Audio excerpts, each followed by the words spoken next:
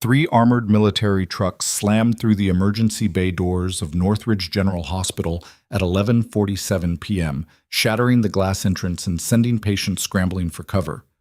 A scarred colonel stepped out, ignoring the chaos, ignoring security, ignoring everything except the file he carried. He walked straight to the front desk and dropped it like a bomb. "Where is Emma Garrett?" The blonde nurse they'd fired 3 hours ago. The quiet one doctors love to humiliate. The woman nobody knew had once saved 17 soldiers in a firefight overseas. Upstairs, Emma was clearing out her locker, unaware that the man bleeding out in the back of that convoy was someone only she could save, and that her past was about to destroy every lie they'd believed about her. If you want to see how this story unfolds, stay with me until the very end. Hit that like button and drop a comment with your city so I can see how far this story travels. Emma Garrett kept her hand steady as she folded the surgical mask one last time and placed it inside the metal locker. 12 years she'd worked at Northridge General. 12 years of double shifts, of swallowing insults, of watching doctors take credit for catches she made. Gone in a single afternoon because Dr. Marcus Shaw needed someone to blame. The locker room smelled like disinfectant and old coffee. Fluorescent lights buzzed overhead, casting everything in that sickly hospital glow. Emma's reflection stared back from the small mirror taped inside the door, pale skin, blue eyes tired from nights she couldn't sleep, blonde hair pulled back in the same simple ponytail she'd worn since nursing school. 29 years old and starting over. Again. She grabbed her bag and turned toward the door just as it swung open. Sarah Martinez walked in, still in scrubs, mascara smudged from crying. "Emma, wait. Don't. This is insane. You saved that patient. Everyone in that OR knows you did." Emma zipped her bag shut. Marcus filed the report. Administration believed him. That's the end of it. "You could fight this." "With what?" Emma's voice came out flat, empty of the anger that had burned through her 3 hours ago when they'd called her into that office. "I'm a floor nurse, Sarah. He's a department head with 15 years of surgical experience and a wall full of awards. Who do you think they're going to believe?" Sarah grabbed Emma's arm. "You spotted that bleed before the monitors even picked it up. I was standing right there. Marcus ignored you, and when everything went to hell, he threw you under the bus to save his own reputation." Emma pulled free gently. "I know." "Then why are you just walking away?" "Because fighting meant questions. Questions meant background checks. Background checks meant someone might dig deep enough to find out why a trauma nurse with Emma's skills was working night shifts at a second-tier hospital in Pennsylvania instead of running an ER somewhere that mattered. "I can't do this right now." Emma moved past her toward the door. "At least let me buy you a drink," Sarah called after her. "Maybe next week." She wouldn't. They both knew it. The hallway stretched empty and sterile, lined with motivational posters about teamwork and patient care that felt like cruel jokes tonight. Emma's sneakers squeaked against the linoleum as she walked toward the stairs, avoiding the elevator where she might run into someone who'd want to offer sympathy, or worse, agreement that she'd gotten what she deserved. 2 floors down, the administrative wing sat dark, except for a single office where light spilled under the door. Director Patricia Holbrook, probably reviewing the termination paperwork one more time to make sure everything looked clean and legal. Emma kept walking. The main lobby opened up ahead, mostly empty at this hour except for a security guard named Tommy who looked up from his phone when she approached. "Heading out?" "Yeah." He studied her face for a moment. Tommy had been here almost as long as Emma. He'd seen plenty of people leave through these doors carrying boxes and wounded pride. "For what it's worth," he said quietly, "you were always good to my kid when he came through the ER last year." Emma managed something close to a smile. "How's he doing?" "Good, real good, thanks to you." She nodded and pushed through the main doors into the October night. Cold air hit her face immediately, sharp enough to sting. The parking lot stretched out under orange sodium lights, mostly empty except for the usual overnight vehicles clustered near the staff entrance. Emma's 10-year-old Honda sat alone in the far corner where she always parked, habit from years of wanting a quick exit route when shifts ended. She was halfway across the asphalt when she heard it, a low rumble, getting louder. Emma stopped walking. She knew that sound. Knew it the way you know your own heartbeat, something so deeply embedded in muscle memory that your body reacts before your brain catches up. Heavy diesel engines, multiple vehicles, moving fast. Her head turned toward the main road just as 3 military transport trucks roared into view, their headlights cutting through the darkness like searchlights. They weren't slowing down. They were accelerating straight toward the hospital entrance. Emma's bag hit the ground. Her feet moved on instinct, carrying her back toward the building even though every rational thought screamed at her to run the other direction. She'd made it maybe 20 yards when the lead truck crashed through the emergency bay entrance in an explosion of glass and twisted metal. Screams erupted from inside. The vehicles didn't stop. They drove straight into the bay, engines still roaring, and soldiers poured out before the wheels stopped turning. Combat gear, rifles, tactical formation. Emma counted at least 15 in the first wave, moving with the kind of precision you only get from real experience.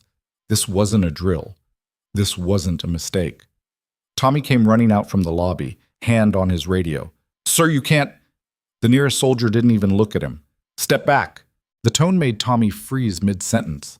More people were emerging now. Nurses, a doctor still in surgical scrubs, 2 orderlies who'd been moving a patient when the trucks arrived. Everyone stood there in shock, trying to process what they were seeing. Then a figure stepped out from the lead vehicle, and Emma's stomach dropped straight through the pavement. Colonel Daniel Hayes. Older than she remembered, more scars, same steel-gray eyes that could cut through excuses and lies like they were made of paper. He scanned the crowd with the mechanical efficiency of someone trained to assess threats in seconds, and when his gaze landed on Emma, standing frozen in the parking lot, something shifted in his expression. Relief. He walked toward her, and the crowd parted automatically. "Garrett," Emma's voice came out rough. "Sir, we need you." 3 words. Delivered like an order, which they were, except Emma hadn't been under his command for 4 years and technically didn't have to do anything he said. But she'd seen that look before. Seen it in Baghdad when they'd pulled civilians out of collapsed buildings. Seen it in Kandahar when convoys came back with casualties that shouldn't have survived the trip. Someone was dying, and he thought she could stop it. "I don't work here anymore," Emma said, the words tasting like ash. Hayes pulled a tablet from his tactical vest and held it up. "You worked at Forward Operating Base Meridian. You ran trauma operations during the Kashgar Valley offensive. You operated on 16 critical casualties in 18 hours when we lost both field surgeons to shrapnel strikes." Behind Emma, she heard someone gasp. Probably Sarah, who'd followed her outside. "And before that," Hayes continued, voice carrying across the parking lot now, "you pulled a 3-man crew from a burning Humvee under enemy fire and kept them alive long enough to reach evac. Captain Ellis, Sergeant Mora, Specialist Jackson, all 3 walked again because of you." Emma's hands started shaking. She shoved them in her pockets. That was a long time ago. 4 years. Not even close to long enough for me to forget the best trauma medic I ever served with. Dr. Marcus Shaw appeared in the ruined entrance, still wearing his white coat like armor. "Colonel, I don't know what you've been told, but this woman was just terminated for negligence during a surgical procedure. She's not qualified to—" Hayes turned to look at him. Just looked. Marcus stopped talking immediately. "I don't care if you fired her for setting the building on fire," Hayes said quietly. "Right now, she's the only person in this hospital who can do what I need done, and I don't have time to debate her employment status with someone who probably couldn't handle a field amputation if his life depended on it." 2 soldiers emerged from the back truck carrying a stretcher between them. Emma saw the blood before she saw the patient. Too much of it, soaking through field dressings that had clearly been applied in a moving vehicle by people who knew what they were doing but couldn't stop what was happening underneath. The patient wasn't moving. Hayes stepped aside so Emma could see clearly. Specialist Connor Blake, 26, shrapnel wounds to the lower abdomen during a training exercise gone wrong. We had 2 military surgeons working on him during transport, lost him twice. Got him back both times, but he's fading, and we can't figure out why. Emma moved forward without deciding to. The soldier shifted to give her access to the stretcher, and she dropped to one knee beside it, hands already moving to check vitals, even though she could see from the monitor readings that they were critically low. Pale skin, shallow breathing, pupils responsive but sluggish. She pulled back the dressing on his abdomen. And there it was, The same bleeding pattern she'd tried to warn Marcus about this morning. Lower left quadrant, pressure building behind the peritoneum, invisible on standard imaging until it was too late.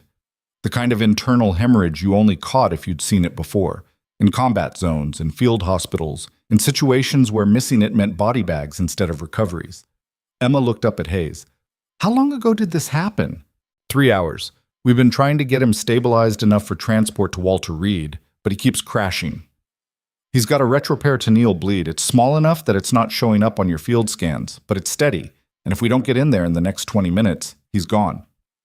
One of the military surgeons, a major with blood on his uniform, stepped forward. We already checked for that. Imaging was clear. Imaging doesn't catch this type until the pressure differential becomes obvious, and by then, you're doing damage control instead of repair work. Emma stood, adrenaline overriding 4 years of deliberately staying out of situations exactly like this. You need to get him into an OR immediately. Marcus pushed forward. Absolutely not. This facility doesn't have authorization to— He dies here or we save him here, Hayes interrupted. Those are the only 2 options on the table, Doctor. Pick one. Patricia Holbrook appeared behind Marcus, tablet in hand, face pale. Colonel Hayes, while I understand the urgency, we have protocols, liability concerns, insurance requirements. We can't just— I'm not asking for permission, Hayes said. I'm telling you what's going to happen. Specialist Blake is going into surgery in the next 5 minutes, and Nurse Garrett is going to lead the procedure. If you have a problem with that, you can file a complaint after he's stable. Emma's heart hammered against her ribs.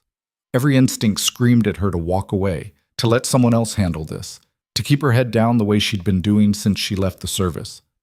But she looked at Connor Blake's face, 26 years old, maybe younger, features slack from blood loss, and she knew exactly what would happen if she walked away.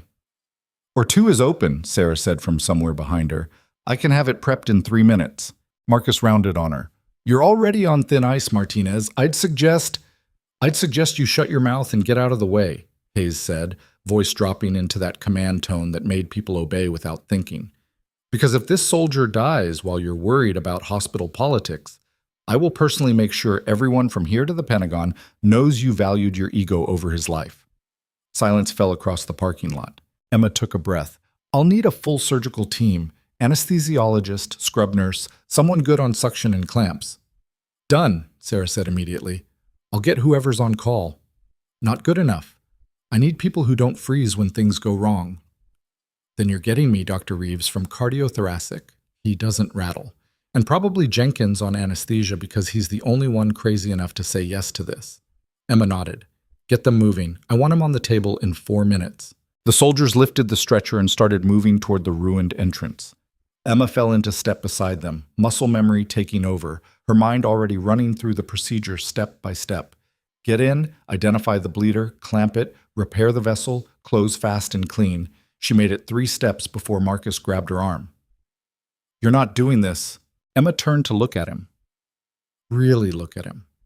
At the expensive watch on his wrist and the perfect hair and the expression that said he genuinely believed he was the most important person in this parking lot. She'd spent 12 years swallowing her words around people like him. 12 years of yes, doctor, and sorry, doctor, and pretending she didn't see the mistakes before they made them. Let go of my arm. You were fired. You don't work here. You have no authority to— She has my authority, Hayes said, stepping between them, which, in case you're unclear on how this works, supersedes yours in every way that matters. Now move, or I'll have 2 of my soldiers move you. Marcus released her arm but didn't step back. This is insane. You don't even know if she's telling the truth about her military service. She could be lying. She could be— Emma pulled her wallet from her pocket and flipped it open. The military ID card was expired, but the information was still there. Sergeant Emma Catherine Garrett. 6A8W Combat Medic Specialist. Service dates that covered 3 deployments and 2 combat zones. Marcus stared at it like it was written in a foreign language. OR2, Emma said, pocketing the wallet. 4 minutes. She didn't wait for a response. The hospital swallowed her back up, and this time when she walked through those doors, she wasn't the quiet floor nurse everyone overlooked. She was exactly what Daniel Hayes remembered, a trauma medic who'd learned to function in chaos, who'd operated in buildings while mortar rounds landed outside, who'd looked at wounds that made surgeons hesitate and seen exactly what needed to be done. The OR prep room smelled like antiseptic and fear. Sarah was already there, moving fast, pulling supplies from cabinets with the efficiency of someone who'd done this 1,000 times. Reeves is scrubbing in now. Jenkins is setting up anesthesia. We've got maybe 2 minutes before they roll Blake in here. Emma stripped off her jacket and moved to the sink. The water ran hot over her hands as she scrubbed, watching brown hospital soap turn to white foam. Behind her, she could hear voices in the hallway, soldiers coordinating, staff members whispering, someone on a phone trying to explain to administration what was happening. Emma. She looked up to find Sarah watching her in the mirror. You good? The question hung there heavier than it should have been, because Sarah was really asking if Emma was ready to step back into a role she'd spent 4 years trying to forget. Ready to make decisions that meant life or death. Ready to be the person everyone in that OR would look to when things went wrong, and things always went wrong. Emma dried her hands. I'm good. The doors burst open and soldiers wheeled Connor Blake in on a gurney, monitors beeping urgent warnings as his vitals continued to slide. Dr. James Reeves appeared on the opposite side, already gloved and gowned, his dark skin gleaming under the surgical lights as he assessed the situation with quick, efficient movements. Talk to me, he said.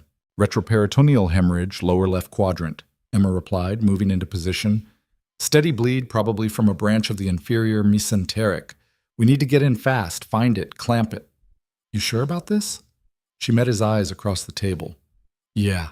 Jenkins had Blake under in 90 seconds, smooth and professional despite the chaos. Emma positioned herself at the head of the table, scalpel in hand, and for just a moment, everything stopped. The voices faded. The monitors disappeared. There was only the patient, the wound, and the knowledge of exactly what needed to be done. She cut. The incision opened clean and precise, revealing layers of tissue and muscle that most people would never see outside of textbooks. Blood welled up immediately, but Emma had expected that, had planned for it. Sarah was already there with suction before she had to ask. Clamp. The instrument hit her palm. Retractor. Reeves positioned it perfectly. They worked in silence for the first few minutes, moving through damaged tissue with careful efficiency. Emma's hands remembered what her mind had tried to forget: the weight of instruments, the resistance of different tissues, the way blood flow changed when you got close to major vessels. There, she said quietly. A small tear in the arterial wall, barely visible, leaking blood in a steady stream that had been slowly draining Connor Blake for the past 3 hours. In another 20 minutes, the pressure would have been too much. The vessel would have ruptured completely. He would have bled out before they could get him on a table. Suture. Emma's hands moved faster now, closing the tear with tiny, precise stitches that would hold under pressure. 1, 2, 3. The bleeding slowed. 4, 5. It stopped. BP stabilizing, Jenkins called from behind the anesthesia curtain. Emma didn't respond. She was already checking the surrounding tissue, making sure there were no other bleeders, no additional damage they'd missed. Combat medicine had taught her that the thing you didn't check was the thing that killed your patient 6 hours later. The door opened behind them. Emma didn't turn, but she heard Marcus Shaw's voice. What the hell is going on in here? Surgery, Reeves said without looking up. Feel free to observe quietly. She doesn't have privileges. This is completely... Marcus. Patricia Holbrook's voice cut through his protest. Not now. Emma tuned them out. There was still work to do. Closing layers, checking for contamination, making sure everything was exactly right before they finished. The monitors showed Connor's vitals climbing steadily back toward normal range, heart rate normalizing, blood pressure responding, oxygen saturation coming up. He was going to make it. 30 minutes later, Emma stepped back from the table and stripped off her gloves. Connor Blake lay stable and unconscious, chest rising and falling in steady rhythm, color returning to his face. The surgical field was clean, the repair was solid. Barring complications, he'd be awake in a few hours, wondering what happened. Nice work, Reeves said quietly. Emma nodded, suddenly exhausted.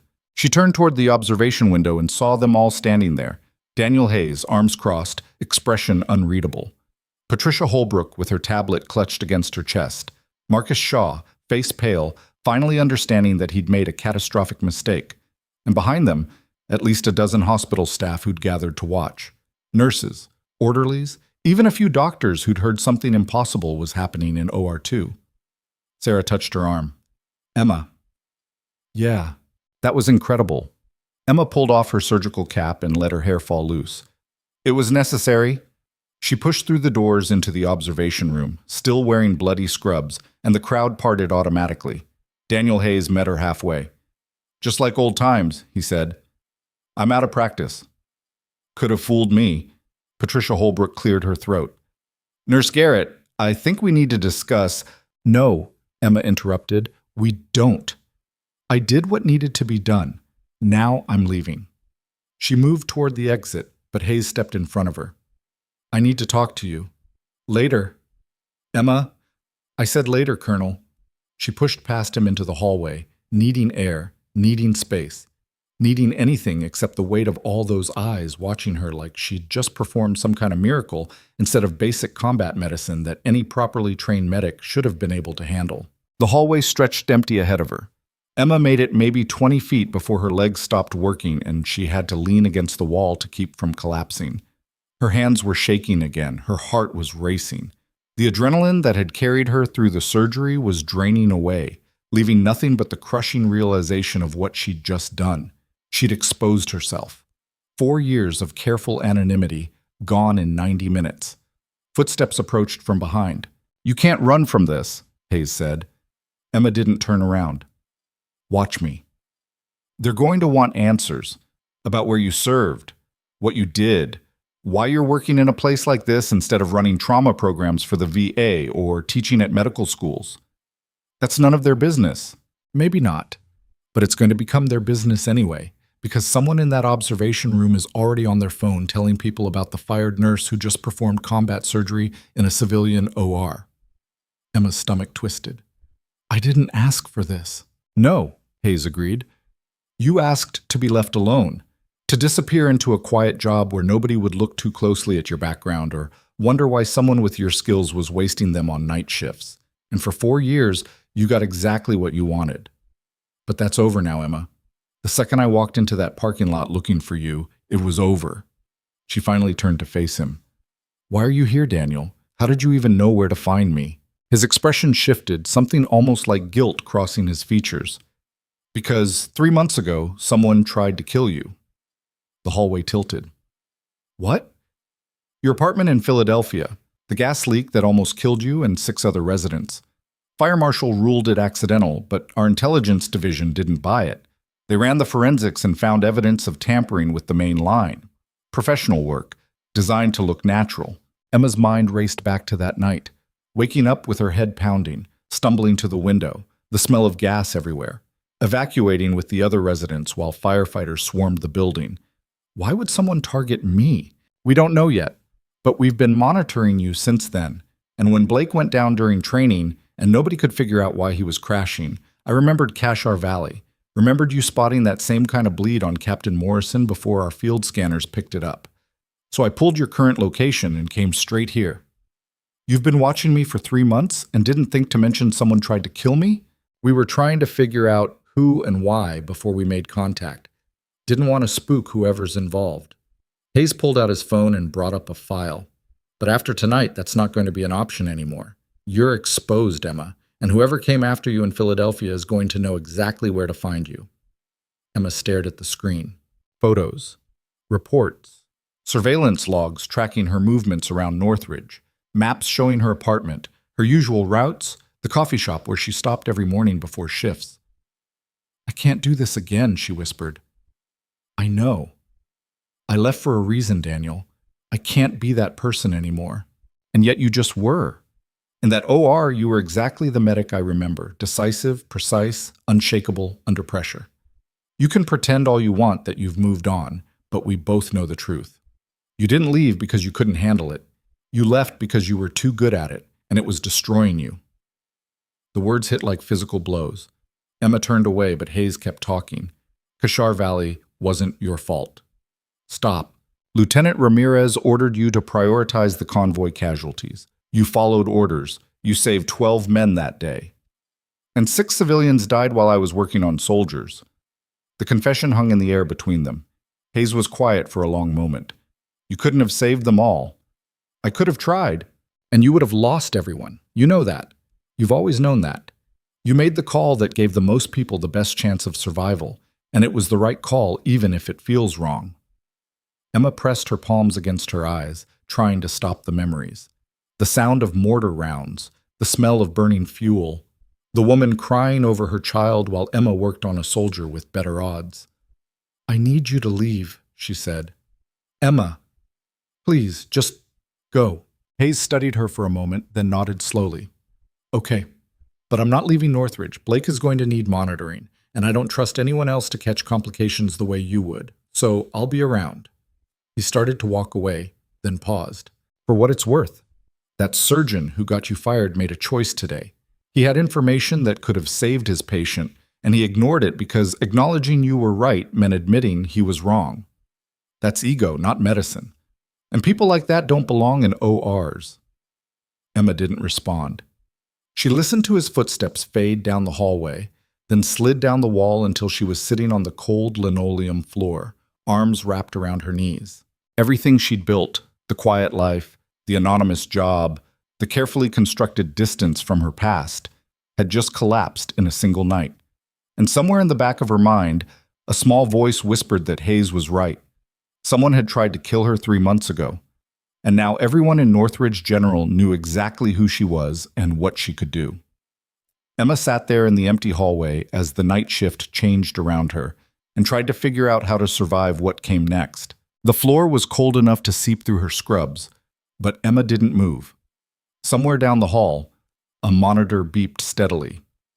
Footsteps passed, nurses changing shift probably, but nobody stopped to ask why she was sitting against the wall like someone had cut her strings. Maybe they already knew. Maybe the whole hospital knew by now. Her phone buzzed in her pocket. Emma pulled it out and saw 17 missed calls, 9 from numbers she didn't recognize, 3 from Sarah, 5 from a Philadelphia area code that made her stomach clench because she knew exactly who it was. Her landlord, probably calling about the lease she'd signed 2 weeks before the gas leak that wasn't actually an accident. She silenced the phone and shoved it back in her pocket. The elevator dinged at the end of the hallway. Emma looked up, expecting more soldiers or maybe Patricia Holbrook coming to deliver whatever corporate speech she'd prepared about liability and protocols. Instead, Marcus Shaw stepped out, and the expression on his face was something between rage and panic. He saw her immediately. Emma pushed herself to her feet, not because she wanted to face him, but because sitting on the floor gave him too much height advantage, and she'd learned a long time ago that posture mattered in confrontations. Marcus walked toward her with his hands clenched at his sides. We need to talk. No, we don't. You just performed an unauthorized surgery in my hospital. Your hospital fired me 3 hours ago. That makes it not my problem what you think about anything I do here. His face flushed red. You made me look incompetent in front of military personnel and half the surgical staff. Emma felt something sharp and cold settle in her chest. I made you look incompetent? Marcus, you ignored a critical warning during surgery this morning and nearly killed a patient. Then you filed a false report blaming me for your mistake and got me fired. I didn't make you look like anything. You did that yourself. That patient survived. Barely, and only because the surgical team caught your error before he bled out completely. Marcus stepped closer, voice dropping to that threatening whisper he probably thought was intimidating. You need to be very careful right now, Emma. One phone call to the state medical board about you practicing without privileges, and your nursing license disappears permanently. Go ahead. The words came out flat and certain, and she watched his expression shift because he'd expected fear and gotten nothing instead. I'm serious, he said. So am I. Make the call. Explain to the board how you rejected a trained combat medic's assessment during surgery, falsified an incident report to cover your mistake, got that medic fired, and then threatened her license after she saved a soldier's life because your pride couldn't handle being wrong. I'm sure that conversation will go great for you. Marcus's jaw worked soundlessly for a moment. Emma continued, You want to destroy my career? Fine. But understand that I'm not the quiet floor nurse anymore who's going to swallow your bullshit and apologize for making you uncomfortable. That version of me left the building about 90 minutes ago when I opened up Specialist Blake and found exactly what I told you would be there this morning. You don't know what you're dealing with. Neither do you. She moved past him toward the elevator, but he grabbed her arm, same grip as before, same entitled confidence that she'd stop if he wanted her to. Emma looked down at his hand, then up at his face. Let go. Or what? You'll have your military friends threaten me again?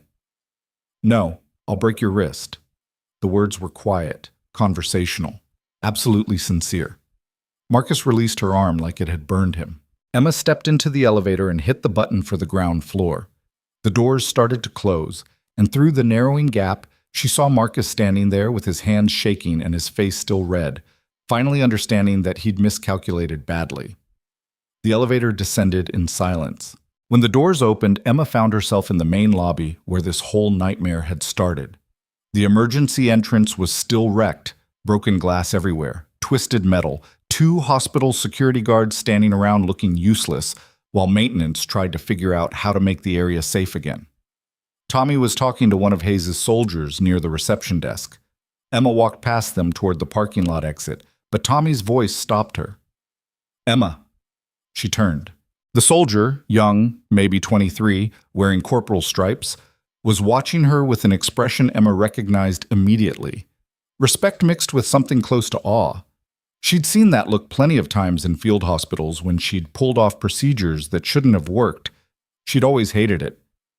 Specialist Blake is stable, the corporal said. Colonel Hayes wanted me to tell you. Good. He also said to tell you that your vehicle's been moved to the secure area behind the north wing, for safety. Emma blinked. He moved my car? Standard protocol, ma'am. Given the threat assessment, we couldn't leave it exposed in the main lot. What threat assessment? The corporal's expression went carefully neutral. I'm not authorized to discuss operational details, ma'am, but Colonel Hayes will brief you tomorrow morning at 0800 if you're available. I'm not available? Then he'll find you anyway, ma'am. Respectfully. Emma closed her eyes and counted to 5.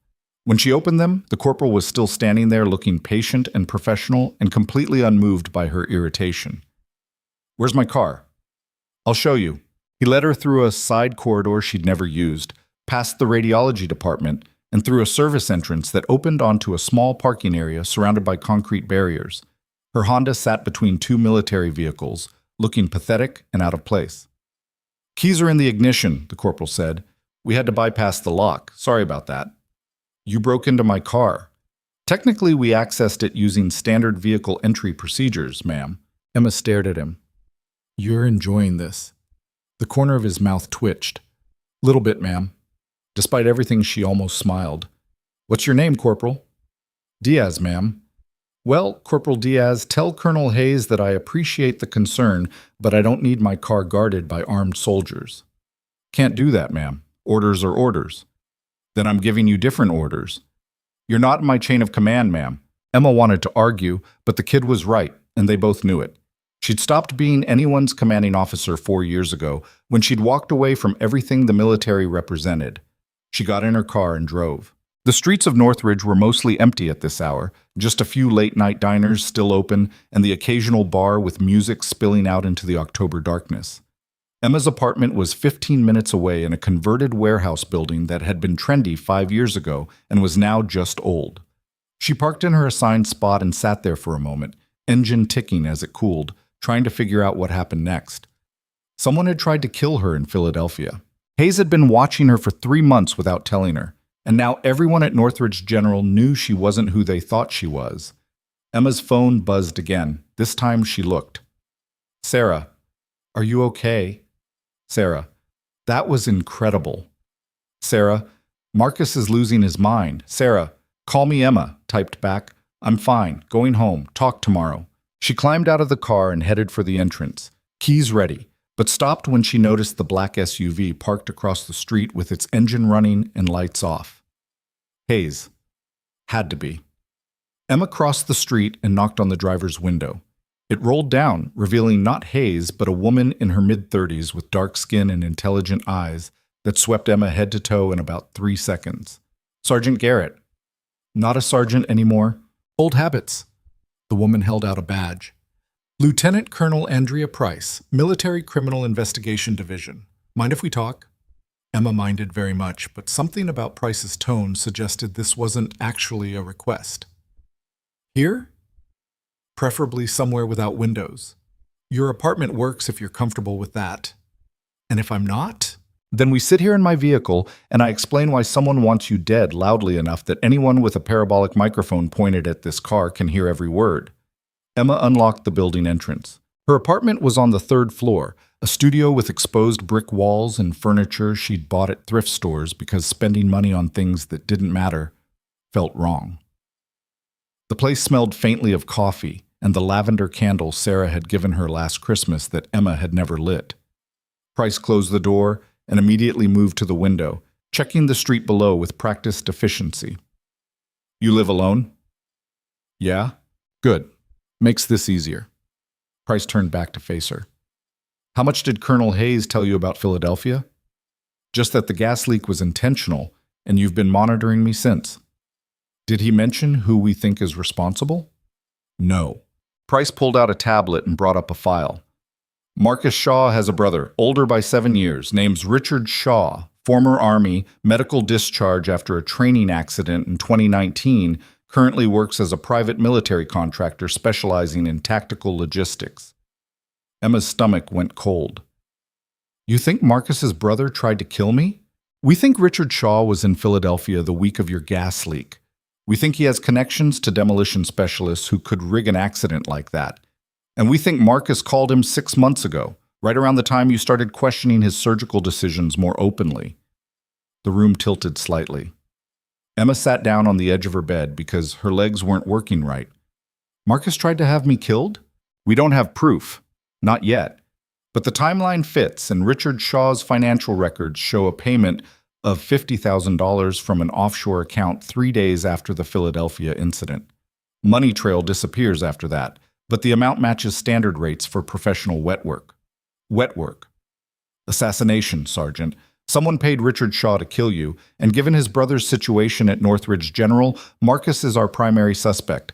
Emma pressed her hands against her face. This was insane. This was beyond anything she'd imagined when she walked out of that hospital tonight. Marcus was arrogant and petty and willing to destroy careers to protect his ego, but murder? Why? She asked. Why would he go that far? Price sat down in the single chair Emma owned, a wooden thing with a broken armrest she kept meaning to fix. 3 years ago, Marcus Shaw performed a high-risk surgery on the daughter of a Pennsylvania state senator. Experimental procedure, low success rate, but big potential payoff for his reputation if it worked. Did it work? No. The patient died on the table. Marcus filed a report claiming unexpected complications, but 2 nurses who were present later came forward saying he'd made critical errors and tried to cover them up. One of those nurses was named Julia Brennan. Emma knew that name. Julia had worked at Northridge before Emma arrived, left suddenly, no explanation, just gone one day. What happened to her? Car accident, 6 months after she filed her complaint with the state medical board. Brake failure on a mountain road. Investigation ruled it mechanical failure, but Julia's mechanic swore he'd just serviced those brakes the week before. The implications crashed down like falling concrete. And the other nurse? Moved to Oregon, changed her name. We're still trying to locate her. Price leaned forward. Here's what we know. Marcus Shaw has a pattern of destroying anyone who threatens his career. Usually it's just paperwork, false reports, manipulated reviews, careful character assassination. But when Julia's complaint looked like it might actually stick, someone escalated. And now you've done something worse than file a complaint, Sergeant. You've exposed him in front of military personnel and hospital administration. You've proven publicly that he's incompetent. Emma's hands were shaking again. So what, Richard Shaw is coming after me next? Richard Shaw is currently under surveillance in Baltimore. He makes a move toward Northridge, we'll know immediately. Price pulled up another file on her tablet. But that's not your biggest problem right now. What is? Marcus Shaw called someone 30 minutes ago. We picked it up on the tap we placed on his phone after Hayes requested federal oversight. The conversation was brief, less than 2 minutes, but whoever was on the other end, Marcus was asking for help dealing with the situation before it gets worse. Emma stood up and started pacing. You need to arrest him. For what? Making a phone call? We don't have enough for an arrest warrant, and if we move too early, whoever he's working with disappears, and we lose our chance to shut this down permanently. So I'm bait. You're protected. Hayes has a team watching this building 24/7. Diaz outside your car was just the visible deterrent. We've got 3 more positioned around the block, plus electronic surveillance on every approach route. And when Marcus or his brother or whoever he called decides to escalate anyway, Price's expression hardened. Then we have probable cause, and I get to put handcuffs on a surgeon who thinks he's above consequences. Emma walked to the window and looked down at the street. The black SUV was still there. She could see Diaz leaning against her Honda, scrolling through his phone like he didn't have a care in the world. "I didn't ask for this," she said quietly. "No. You asked to be left alone. But people like Marcus Shaw don't leave loose ends alone, Sergeant. They eliminate them." Emma turned back to face Price. "What do you need from me?" "Go back to work. I was fired.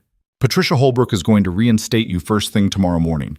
Hayes made it very clear that if Northridge General wants to maintain their contract for military training exercises, which represents about 15% of their annual revenue, they'll find a way to reverse your termination immediately.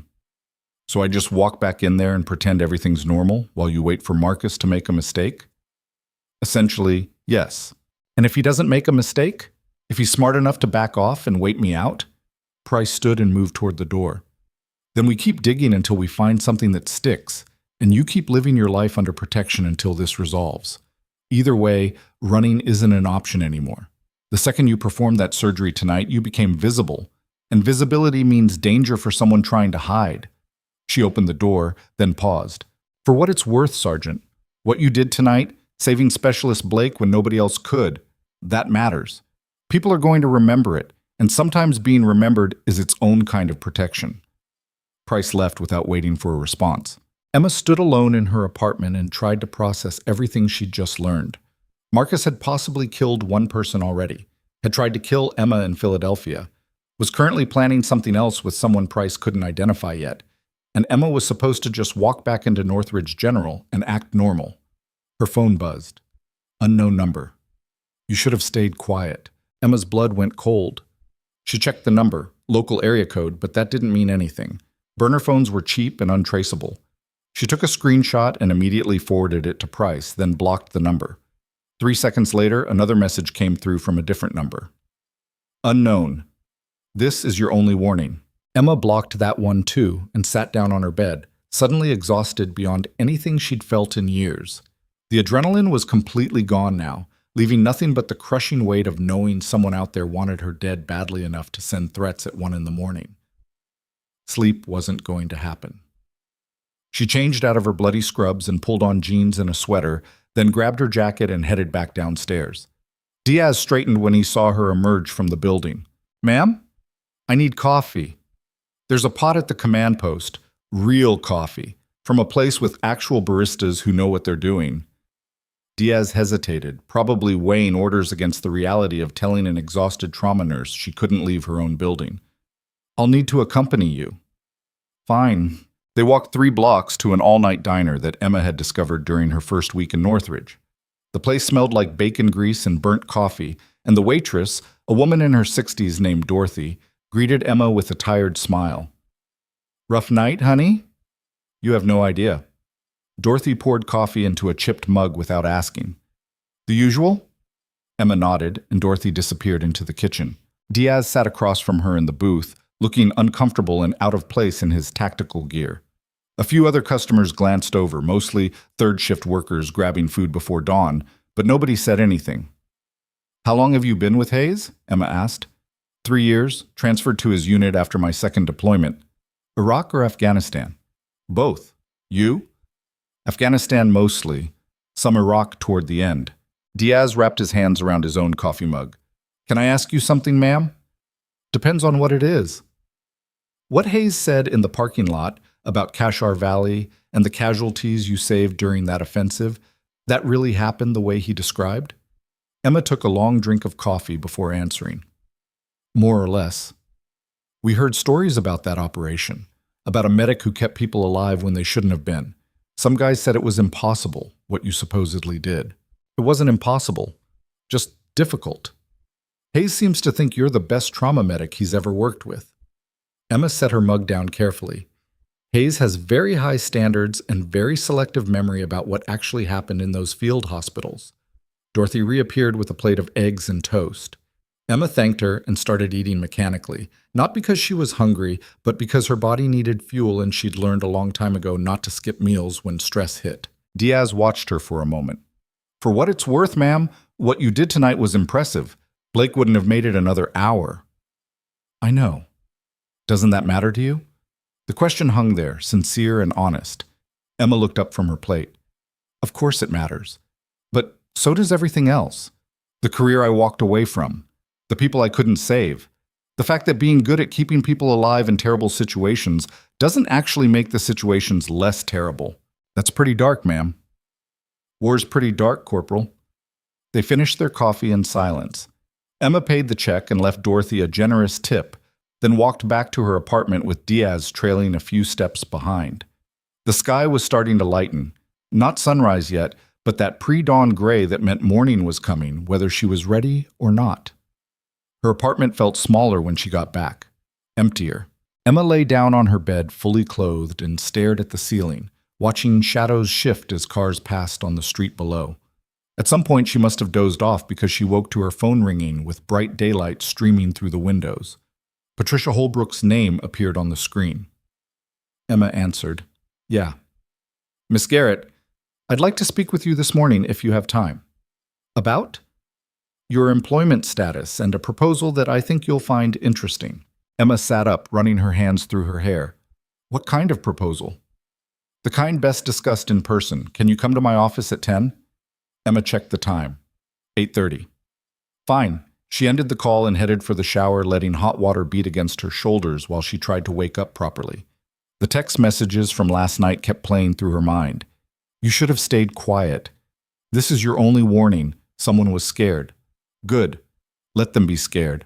Emma dressed in clean jeans and a simple black shirt, then checked her reflection in the bathroom mirror. She looked tired, older than 29, but also sharper somehow, like the performance in that OR had stripped away 4 years of carefully maintained softness. Her phone buzzed with a message from Sarah. "Holy shit, Emma. Everyone's talking about you. Marcus locked himself in his office and won't come out. Holbrook wants to see you. Say yes to whatever she offers." Emma didn't respond.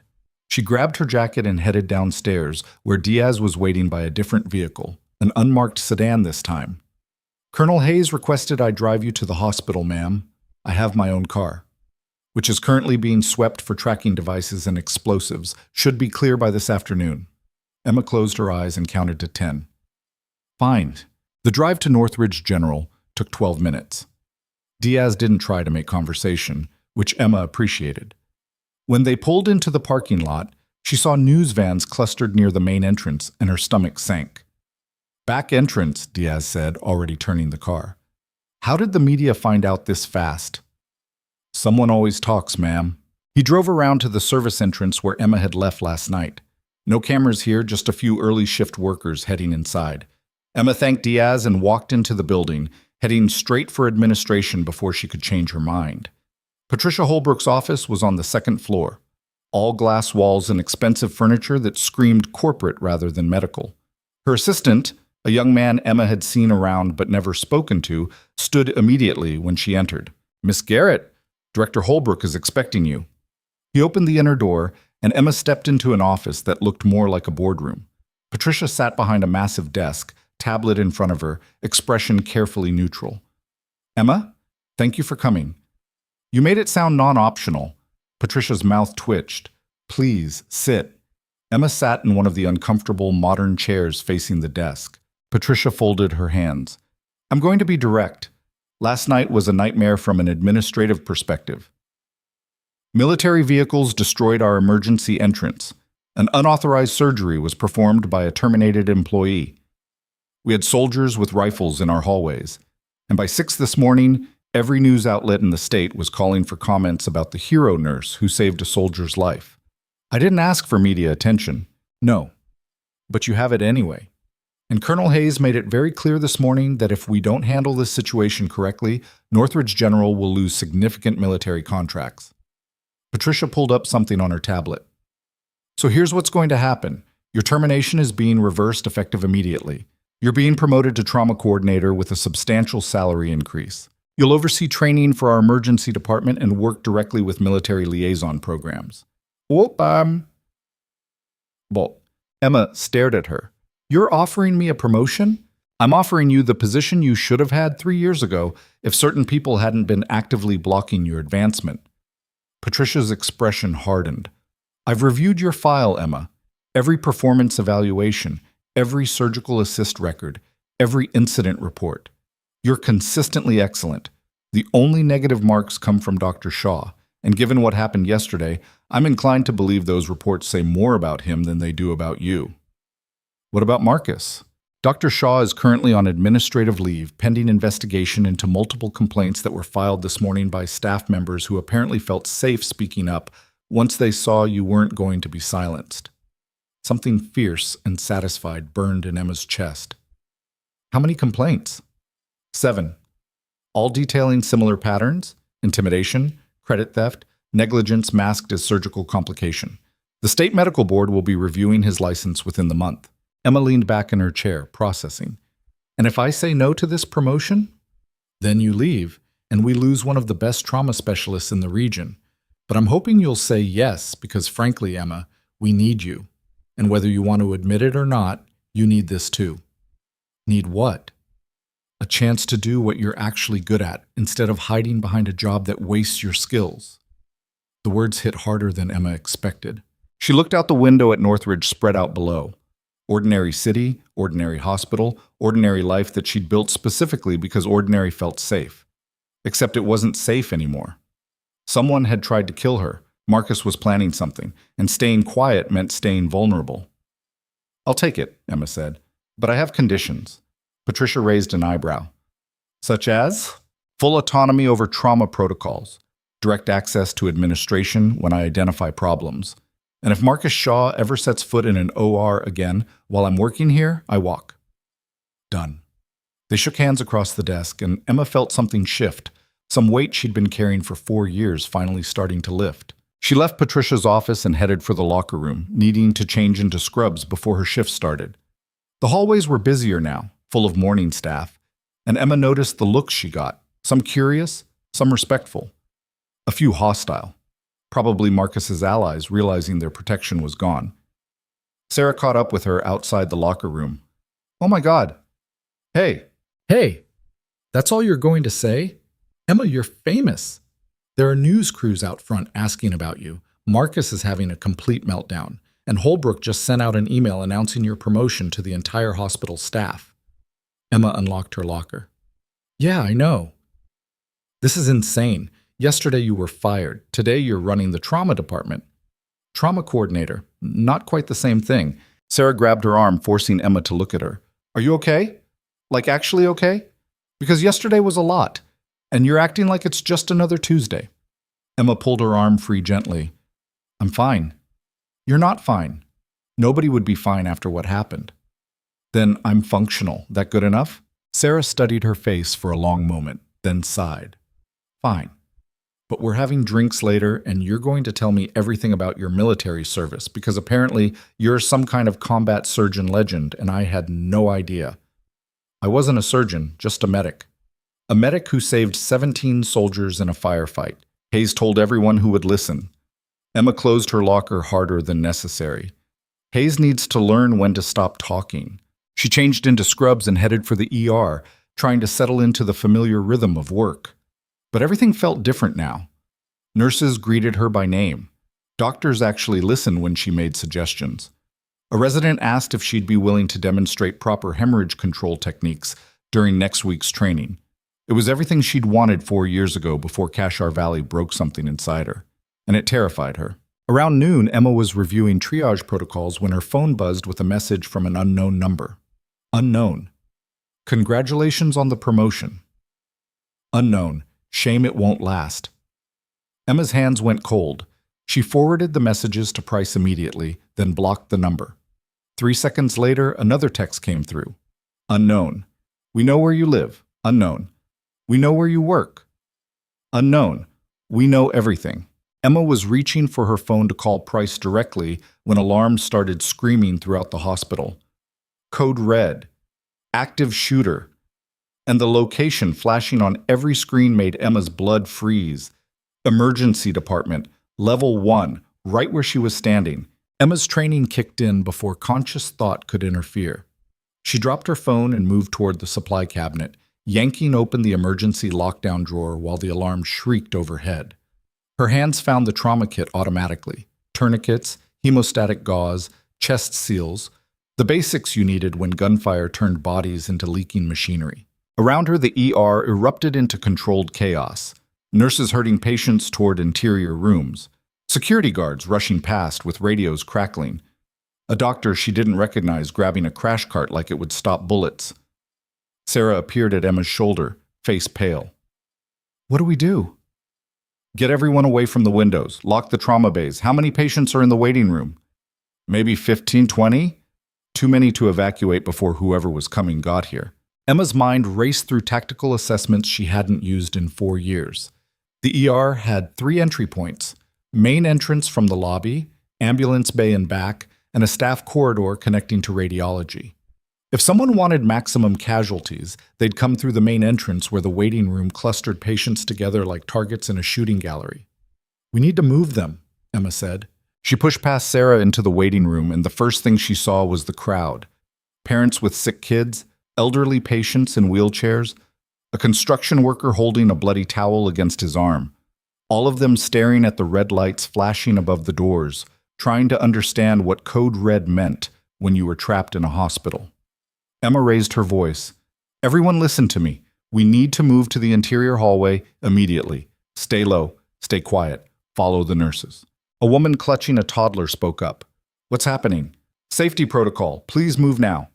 Most of them started shuffling toward the hallway, but a few froze. Shock or denial or simple inability to process danger when you came to a hospital expecting help. Emma moved through the crowd, physically guiding people who wouldn't move on their own, until most of the waiting room had emptied into the safer corridor, where at least there weren't windows facing the parking lot. The alarms cut off suddenly. Silence dropped like a weight. Emma's ears rang in the absence of sound. She could hear her own heartbeat, fast and hard. Could hear someone crying quietly in the hallway behind her. Could hear the distant wail of police sirens getting closer, but not close enough. Then gunfire. Single shots, precise and measured, coming from somewhere near the main lobby. Sarah grabbed Emma's arm. "Oh my God." Emma pulled free and moved to the edge of the doorway, keeping low, trying to get a visual on what was happening without exposing herself. The main corridor stretched empty except for a security guard crouched behind a desk with his service weapon drawn, standard issue Glock, that probably had 15 rounds and wouldn't do much against someone who knew what they were doing. More gunfire, closer now. Emma ducked back as return fire cracked from the security guard's position. She counted shots automatically. 3 from his weapon, suppressing fire more than aimed, probably trying to buy time for people to escape. Someone screamed. Emma looked back at Sarah. "Stay with the patients. Keep them quiet." "Where are you going?" "To find out what we're dealing with." She moved before Sarah could argue, staying low, using the nurse's station for cover as she worked her way toward the main corridor. Her hands were steady. Her breathing was controlled. Muscle memory from dozens of firefights where staying calm meant staying alive. The security guard saw her approaching and waved frantically for her to get back. Emma ignored him. She reached his position and dropped down beside him, pressing her back against the desk. "How many?" "I don't know. 1, maybe 2. Professional, not random. He's clearing rooms methodically." "Casualties?" "Tommy's down, shot in the lobby. I couldn't get to him." "Tommy." The guard who'd asked about her earlier, who'd been kind when she was fired. Emma's jaw clenched. "Where's the shooter now?" "Administration wing, working his way toward us." Emma processed that. Administration meant offices, meant places where people might be hiding, meant Marcus Shaw if he was still locked in his office like Sarah had mentioned. The pieces clicked together with horrifying clarity.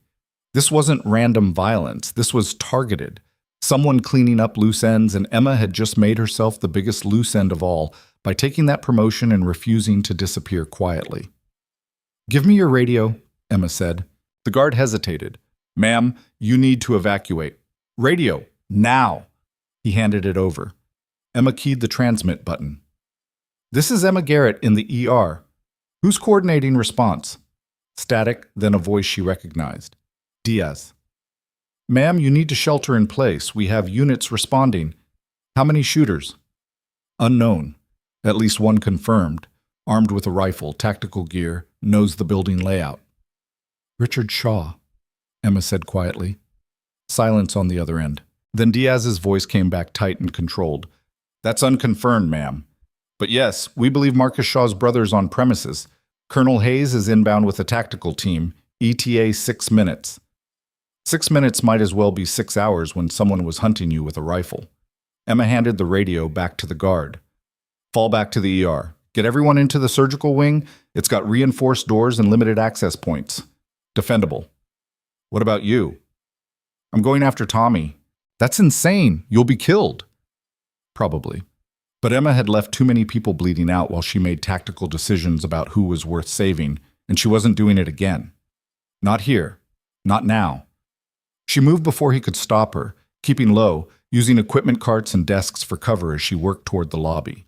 The main corridor opened up ahead, wide and exposed, designed for moving gurneys and wheelchairs, terrible for avoiding gunfire. Tommy lay near the reception desk, maybe 30 feet away, not moving.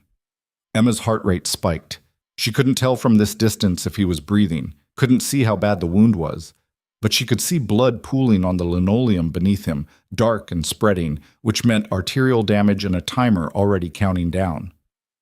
She took a breath and sprinted. 10 feet. 20. Her footsteps echoed too loud in the empty corridor. She reached Tommy and dropped to her knees, hands already moving to assess damage.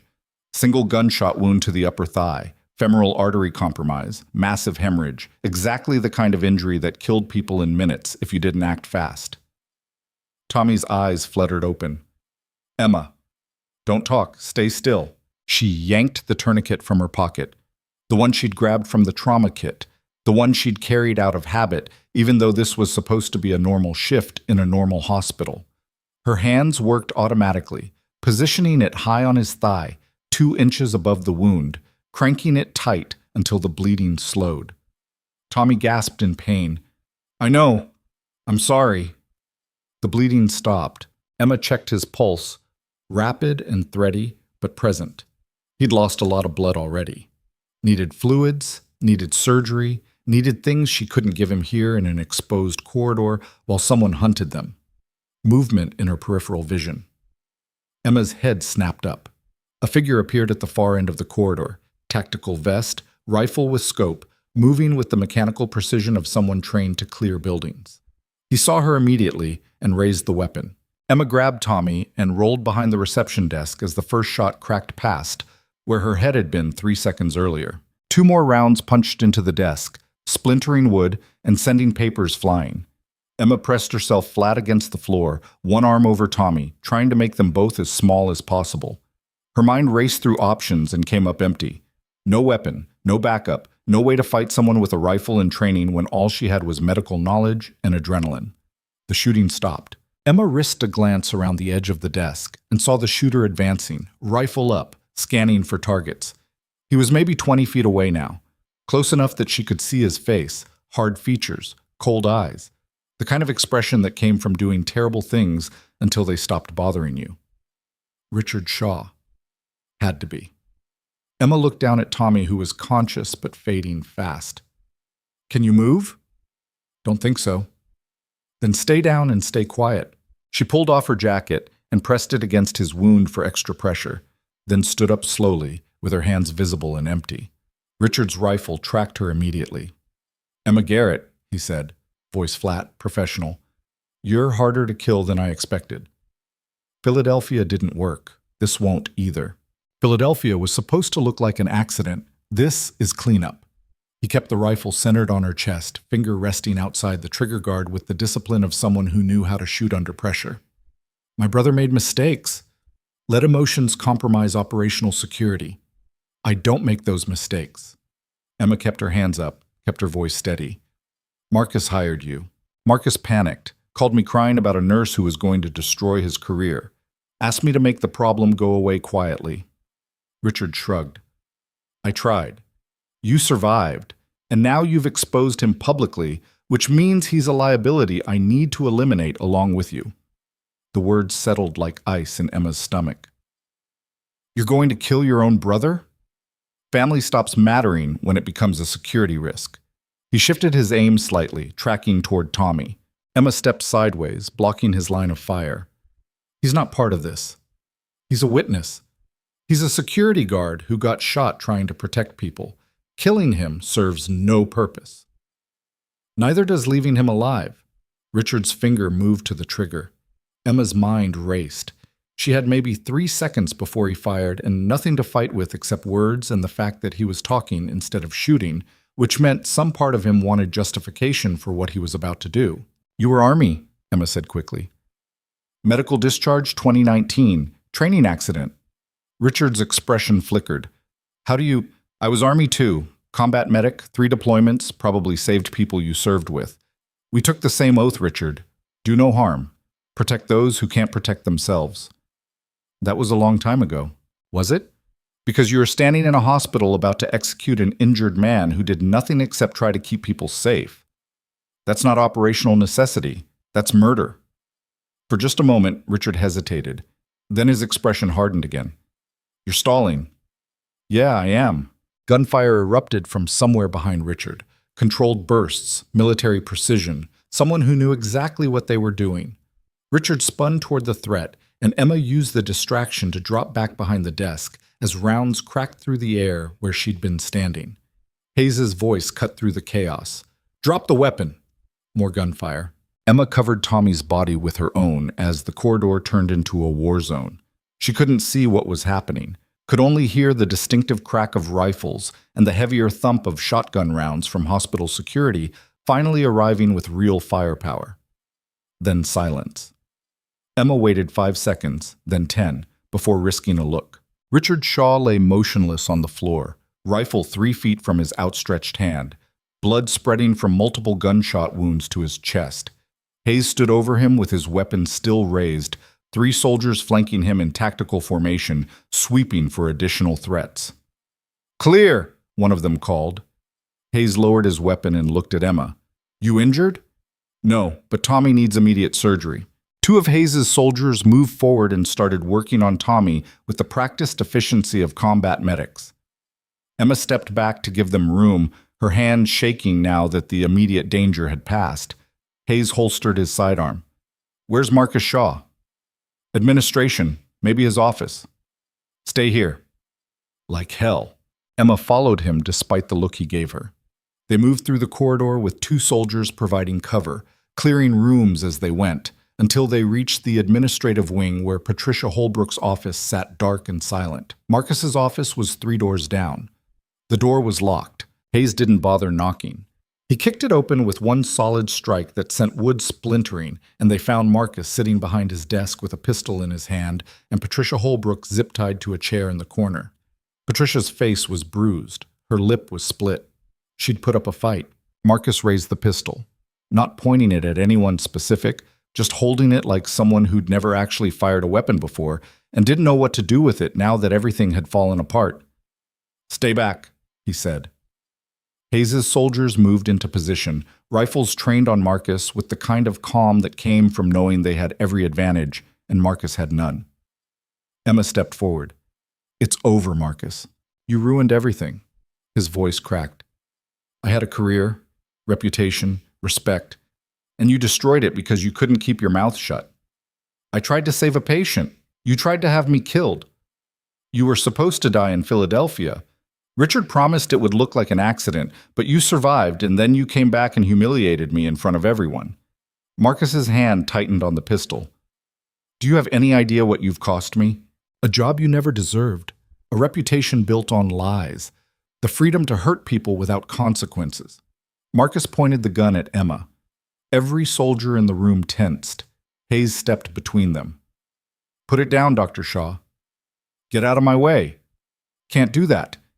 She destroyed my life. You destroyed your own life the moment you falsified your first surgical report.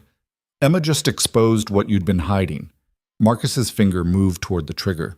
Emma saw it happen in slow motion, the slight shift of pressure, the mechanical inevitability of physics about to turn intention into violence. She'd seen this before in combat zones, that moment when someone's brain made the decision to kill and their body prepared to follow through. She moved before thinking, not toward Marcus, but toward Patricia, yanking her chair sideways just as the pistol fired. The round went wide, punching into the wall where Patricia's head had been a second earlier. Hayes grabbed Marcus's wrist and twisted hard, and the pistol clattered to the floor while soldiers swarmed forward to pin him down. Marcus screamed, rage and desperation, and the sound of someone watching their entire world collapse. "You can't do this! I'm a doctor! I save lives!" Emma kicked the pistol away and dropped to her knees beside Patricia, working the zip ties free with hands that were finally starting to shake. "You okay?" Patricia nodded, eyes wet. "He went crazy, started ranting about you ruining him, hit me when I tried to call security. You're safe now." Police flooded the office 30 seconds later, and the next few hours became a blur of statements and questions and medical checks.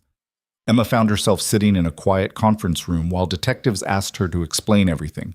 Philadelphia, the threats, Richard Shaw, Marcus's breakdown. She answered mechanically, too tired to feel anything except profound exhaustion. Around 6 p.m., Lieutenant Colonel Price appeared. "You look like hell, Sergeant." "Feel worse." Price sat down across from her. "Marcus Shaw is being charged with conspiracy to commit murder, attempted murder, assault, and about 6 other felonies.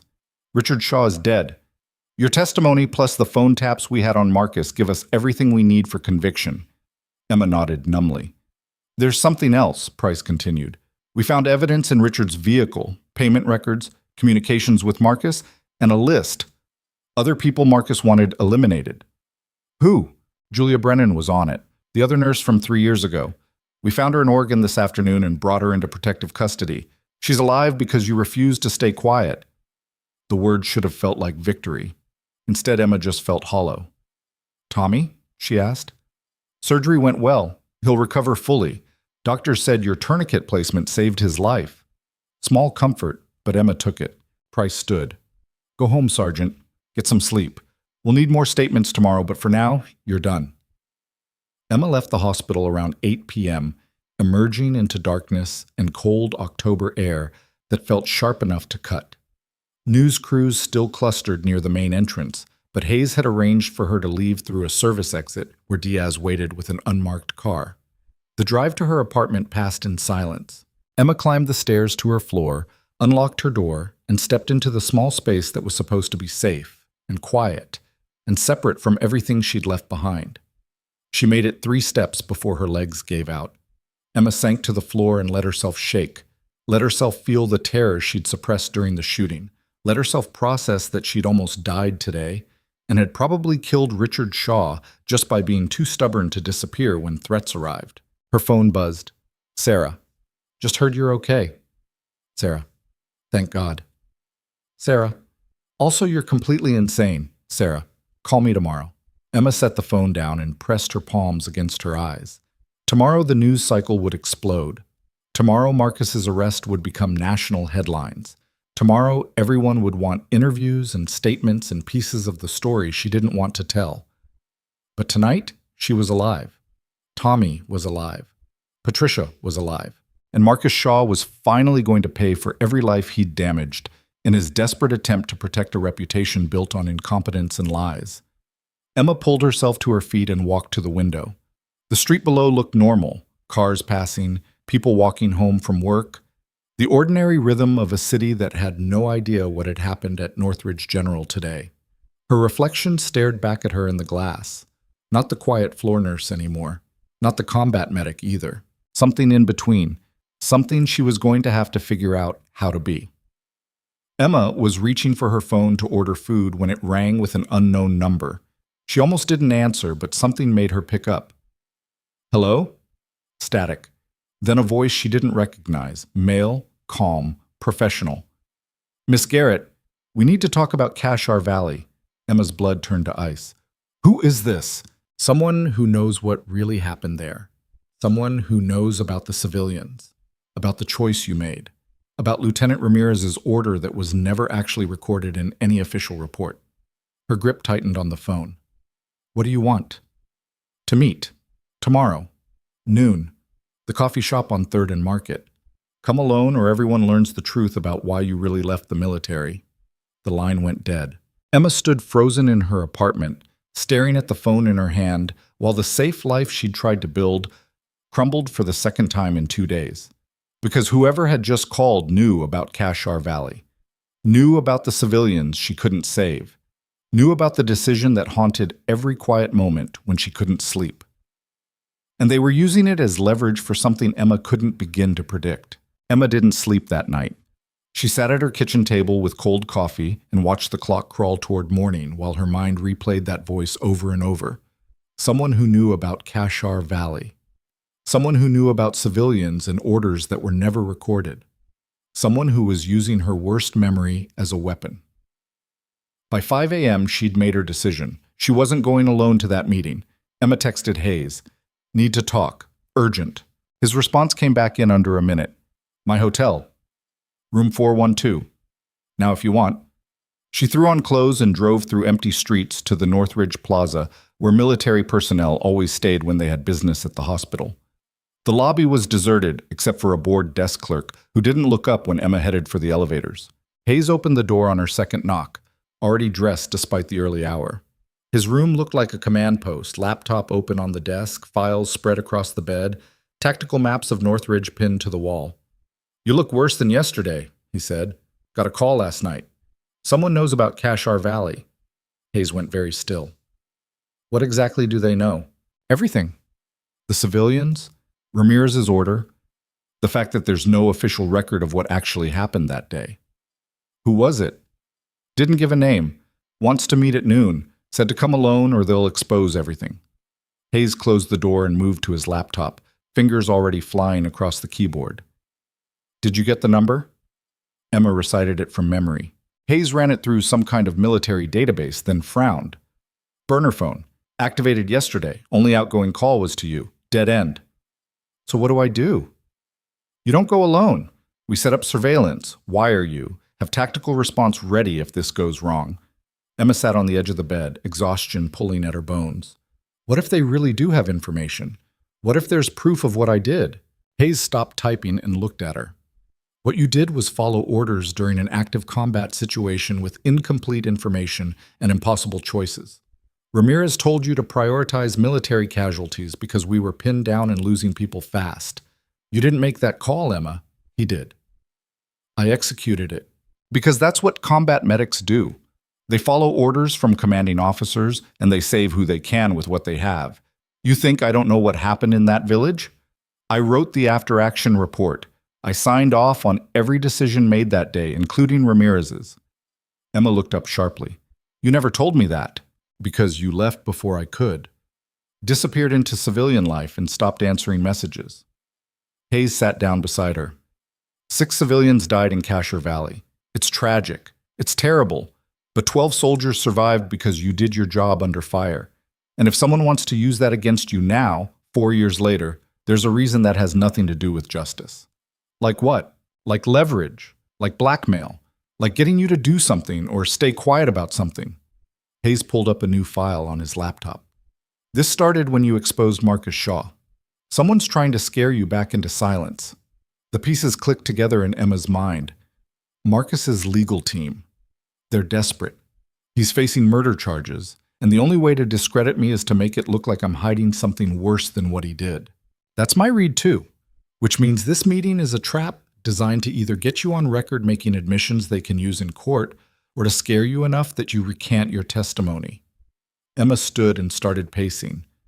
So we flip it, record everything they say, get them admitting to blackmail, use it to bury Marcus even deeper. Hayes smiled. Now you're thinking tactically. They spent the next 3 hours planning. Hayes brought in Price and 2 technical specialists who set Emma up with a wire so small she couldn't feel it under her shirt.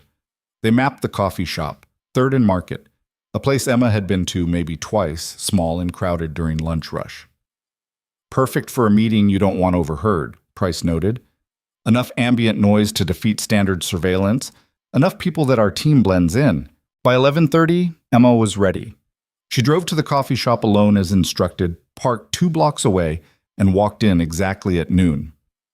The place was packed, students with laptops, business people grabbing lunch, a few couples talking over sandwiches. Emma ordered coffee she didn't want and found an empty table near the back window. 5 minutes passed. 10. Emma was starting to think this was just harassment when a man in an expensive suit sat down across from her. Mid-40s, graying hair, the kind of face you forgot immediately after seeing it. "Miss Garrett." "Who are you?" "Thomas Vick. I represent certain interests connected to Dr. Marcus Shaw's legal situation." Emma's stomach tightened. Hayes had been right. "You're his lawyer." "I'm part of his defense team, yes, and I'm here to offer you an opportunity to avoid significant professional and legal consequences." By lying about what happened at Northridge General, Vick smiled without warmth. By acknowledging that your military service may have included incidents that would concern state medical licensing boards, incidents involving civilian casualties, questionable decision-making under pressure, the kind of background that might disqualify someone from practicing medicine in any capacity. Emma kept her voice steady. "You're threatening to expose Kashar Valley if I don't help Marcus. I'm suggesting that everyone's interests would be better served by a truthful examination of your qualifications and mental fitness for medical work. PTSD is very common among combat veterans. Nobody would blame you for struggling, and if your testimony against Dr. Shaw was influenced by trauma responses rather than objective medical assessment, I don't have PTSD. Several witnesses report erratic behavior, confrontations with medical staff, difficulty maintaining employment, a gas leak incident in Philadelphia that could have been a suicide attempt. The accusation hit like a physical blow. Emma's hands clenched under the table. That was attempted murder by Richard Shaw on Marcus's orders. That's a very serious allegation with no supporting evidence now that Richard is deceased. Vic pulled a folder from his briefcase and slid it across the table. This contains documentation of your military service, including an incident report from Kashar Valley that was classified but has recently become available through certain channels. Emma opened the folder with shaking hands. The report inside was professionally formatted, complete with military seals and classification stamps. It detailed the Kashar Valley operation, the convoy ambush, the casualties, the civilian presence. And there, in clinical language, it described how Sergeant Emma Garrett had prioritized military personnel over 6 wounded civilians, 3 of whom were children, resulting in preventable deaths. None of it was technically false. All of it was missing context. Where did you get this? That's not important. What matters is that this document will be submitted to the Pennsylvania State Board of Nursing if you continue to cooperate with prosecutors against Dr. Shaw. Your license will be suspended pending investigation. Your testimony will be discredited, and everyone will know you abandoned children to die. Emma's vision narrowed to a pinpoint. This was the play. This was how Marcus's team planned to destroy her, not by denying what happened at Northridge, but by making her look like someone whose judgment couldn't be trusted, someone who made terrible choices under pressure, someone who let children die. "You're bluffing," Emma said quietly. "Am I? Ask yourself why Lieutenant Ramirez's order was never officially recorded. Ask yourself why Colonel Hayes buried the details. Ask yourself what happens when the media gets hold of this story and starts asking questions you can't answer." Emma looked Vic directly in the eyes. "I think you should know something." "What's that?" "I'm recording this conversation, every word, including the part where you admitted to blackmail and attempted witness intimidation." Vic's expression flickered, just for a second, but enough. Emma continued, "And I think you should also know that the classified document you're holding was illegally obtained from military databases, which means whoever gave it to you committed federal crimes, which means this entire conversation is going to be very interesting to the FBI agents who are currently listening to every word we're saying." Vic stood abruptly. "This meeting is over. Sit down, Mr. Vic." The voice came from behind him. Lieutenant Colonel Price appeared with 2 federal agents, badges visible. Vic's face went pale. "I'm a licensed attorney. This is a privileged conversation. Privilege doesn't cover criminal conspiracy."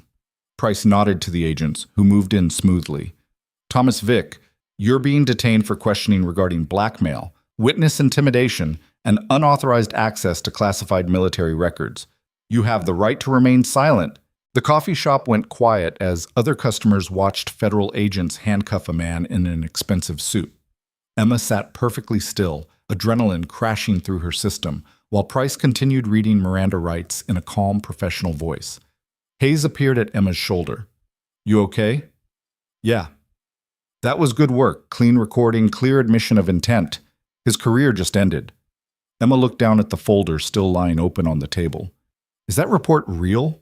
Hayes picked it up and flipped through it quickly. "Partially. Someone took the basic facts and repackaged them without context. Made it look official. But this isn't the actual classified file. I'd know because I wrote that file, and it includes Ramirez's order and my endorsement of your actions." "Can you prove that?" "Already did. Submitted the real report to Price's investigation yesterday when we suspected Marcus's team might try something like this." The tightness in Emma's chest started to ease. "So this is over?" "This part is over. Marcus's lawyers just lost their leverage, and Vic is going to tell us exactly who helped him obtain those fake documents. But there's still the trial." Emma nodded slowly. The trial. Where she'd have to testify publicly about everything Marcus had done. Where his defense team, what was left of it, would try to discredit her anyway. Where the media would dissect her military service and her decisions and her entire life looking for ammunition. "I can do it," she said. Hayes squeezed her shoulder. "I know." The next 2 weeks became a blur of depositions and interviews and preparations. Marcus's arrest had triggered a cascade of investigations, not just into his actions at Northridge, but into his entire career.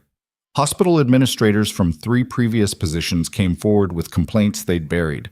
Patients filed lawsuits. Insurance companies started audits. Everything Marcus had built through intimidation and falsified records began collapsing under the weight of actual scrutiny. Emma watched it happen from a distance, focusing on her new role as trauma coordinator and trying to establish protocols that would prevent another Marcus Shaw from endangering patients. Sarah became her unofficial second-in-command, helping train staff on recognizing warning signs and speaking up when something felt wrong. "You're good at this," Sarah said one afternoon while they reviewed emergency response procedures. "At what?" "Teaching, leading, making people feel like they can trust their instincts instead of just following whoever has the fanciest title." Emma looked around the training room at the nurses and residents listening intently to her presentation on hemorrhage control. A month ago, half these people wouldn't have listened to anything she said. Now they took notes and asked questions and actually implemented the changes she suggested. "It's weird," Emma admitted. "What is?" "Being visible. Being heard. I spent 4 years trying to disappear, and now suddenly everyone wants to know what I think." Sarah smiled. "Maybe that's because what you think is actually worth hearing." The trial started on a cold November morning. Emma arrived at the courthouse to find news crews everywhere.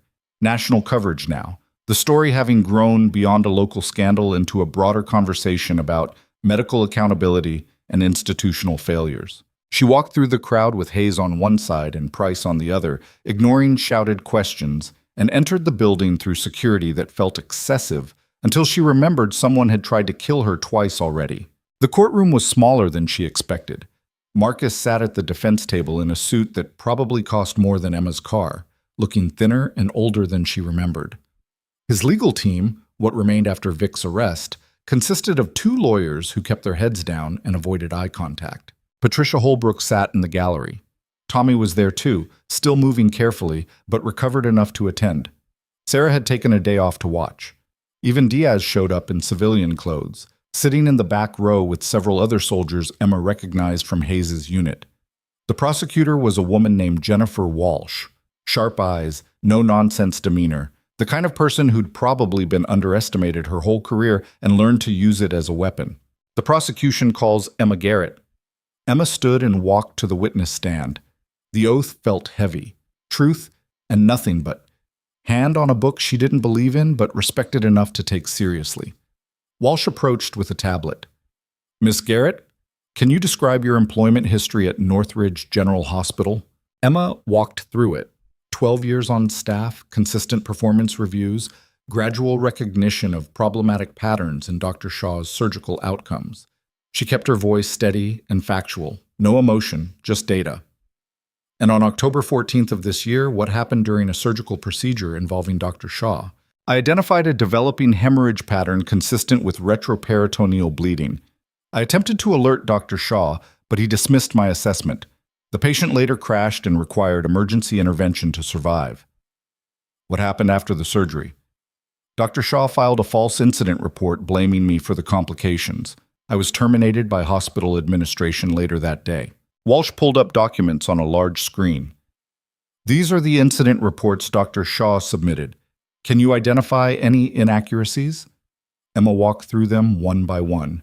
Every lie, every manipulation, every piece of evidence Marcus had falsified to protect his reputation.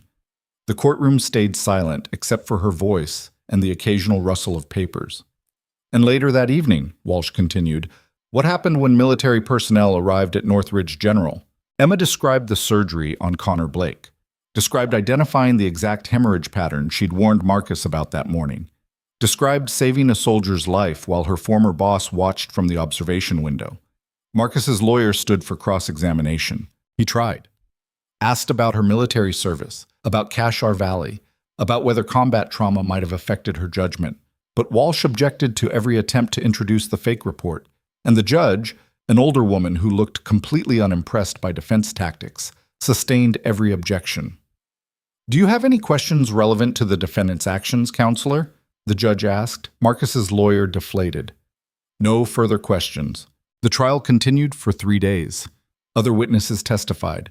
Nurses who'd seen Marcus's incompetence, administrators who'd ignored complaints, even Julia Brennan via video link from protective custody, describing the original incident that had started this whole nightmare.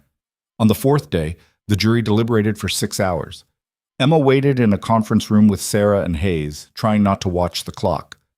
Whatever happens, Hayes said, you did the right thing. I know. Do you? Because you look like you're waiting for punishment instead of justice. Emma stared at her hands. Part of me still thinks I should have just stayed quiet, kept my head down. None of this would have happened, and Marcus would still be operating on patients he was unqualified to treat, and the next person who tried to expose him would end up like Julia Brennan. Hayes leaned forward.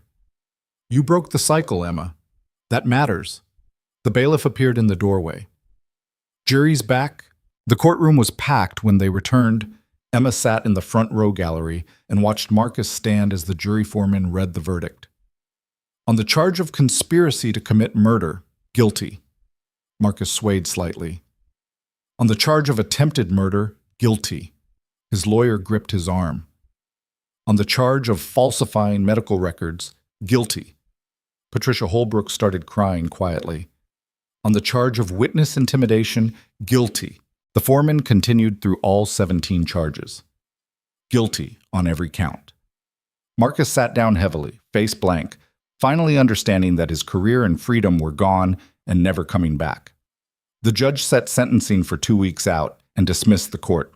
Emma walked out into November sunshine and breathed deeply for what felt like the first time in months.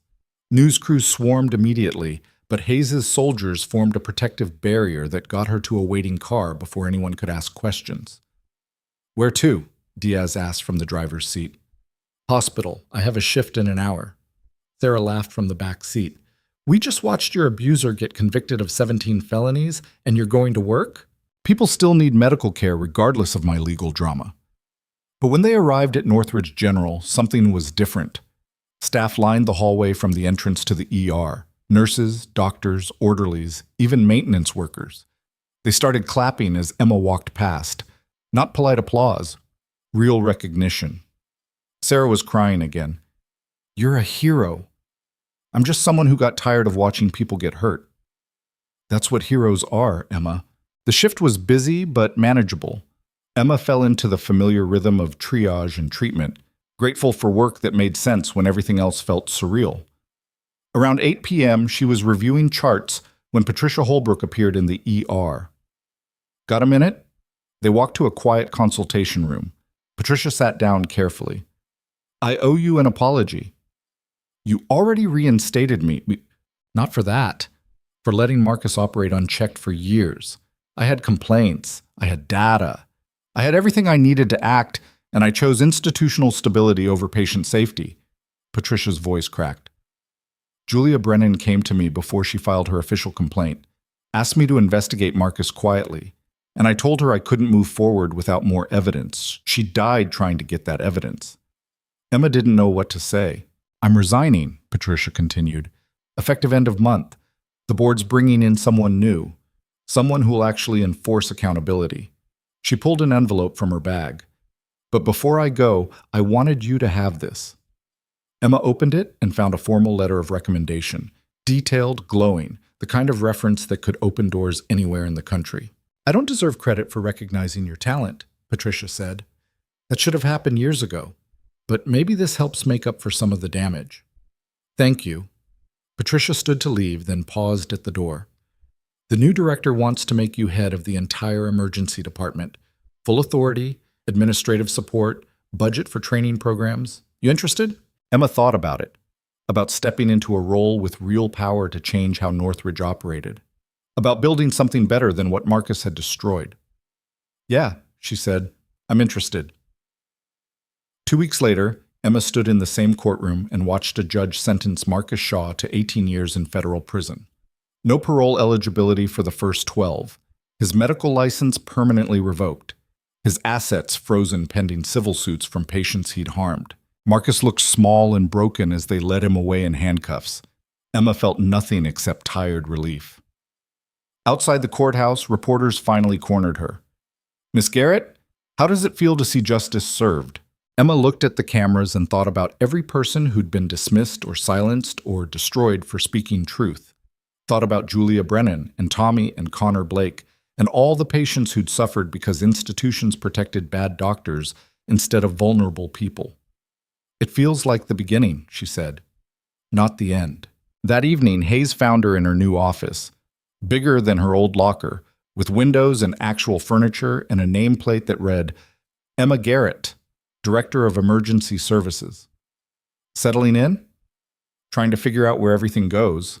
Hayes handed her a file. This is the real Cashar Valley report, the one I wrote, the one that accurately describes what happened and why. I'm declassifying it and submitting it to your personnel file. Emma opened it and read through pages she'd never seen. Hayes' account was detailed and clear. The ambush, the casualties, Ramirez's order to prioritize soldiers, Emma's execution of that order under fire, and at the end, his recommendation. Sergeant Garrett performed exceptionally under impossible circumstances. Her decisions saved 12 lives and demonstrated exactly the kind of judgment required of combat medics operating in active war zones. She is recommended for commendation. You never submitted this? I tried. Ramirez's family didn't want details of his death made public. He died in the same ambush, different sector. Command decided the whole operation was too sensitive, but now it doesn't matter what Command decides. This is yours. Emma closed the file carefully. Thank you. You earned it 4 years ago. I'm just making sure the record reflects reality. Hayes left, and Emma sat alone in her office watching Northridge transition into a night shift. Her phone buzzed with a message from Sarah.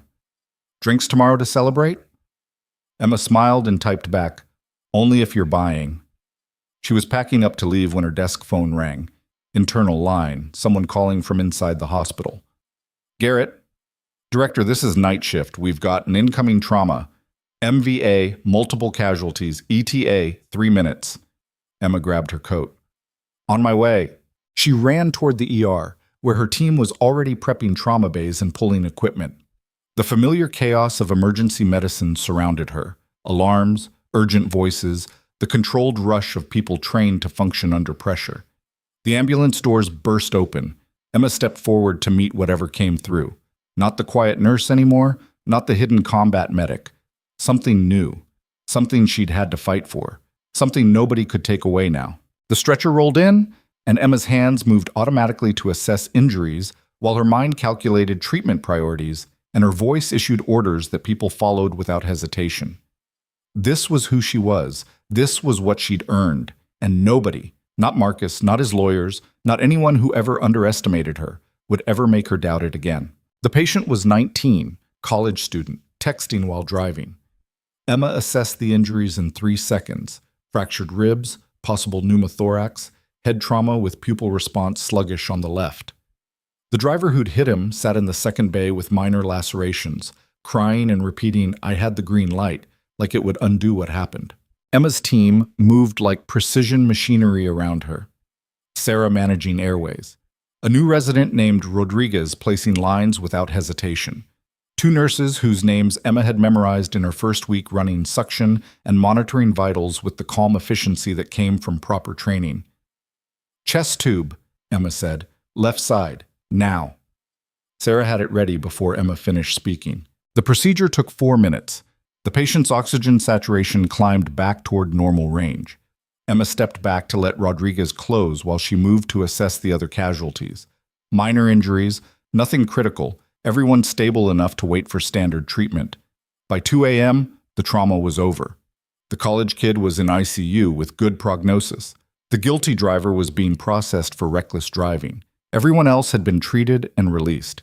Emma found herself alone in the supply room doing inventory because the methodical counting of gauze pads and suture kits helped her brain transition from combat mode back to something resembling normal. "You're still here." She turned to find Hayes leaning in the doorway, still in the same clothes from the courthouse earlier. "Thought you'd gone back to your unit." "Not yet. Had some paperwork to finish." He stepped into the supply room and closed the door behind him. "Emma, we need to talk about something." The tone made her stomach tighten. "What?" Hayes pulled out his phone and brought up a classified file. "Connor Blake woke up this afternoon. First thing he did was ask for you." "Is he okay?" "More than okay.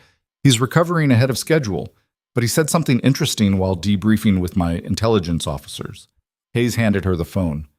"The training accident that injured him wasn't an accident." Emma read through the report, her pulse accelerating with each line. Connor had been part of a training exercise simulating hostile insurgent scenarios.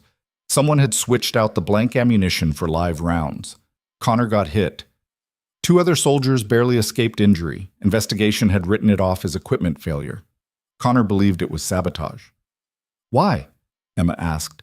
"Because 3 weeks before the accident, Connor reported his commanding officer for equipment fraud. Selling military supplies on the black market, falsifying inventory records, the kind of corruption that gets people court-martialed." Hayes took the phone back. "His CO is currently under investigation. Connor thinks the shooting was retaliation." Emma's mind raced through implications.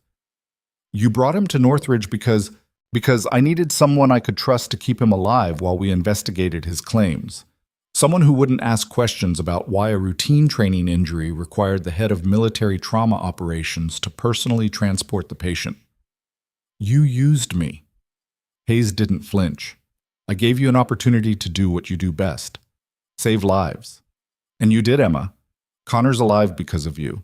His testimony is going to take down an entire corruption network. That matters." Emma wanted to be angry, wanted to feel manipulated and used, but mostly she just felt tired. "You could have told me." "Not without compromising operational security.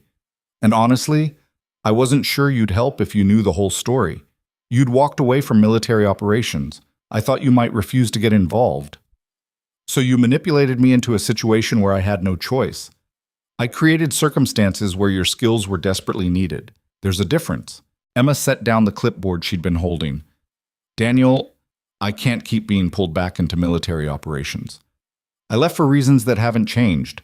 Kashar Valley wasn't your fault. We've established that. You followed orders. You made the right call. The right call that killed children. The only call that saved anyone at all." Hayes stepped closer, voice dropping. "Emma, you can spend the rest of your life punishing yourself for decisions made under impossible circumstances. Or you can accept that war forces terrible choices, and the fact that you agonize over those choices means you're exactly the kind of person who should be making them.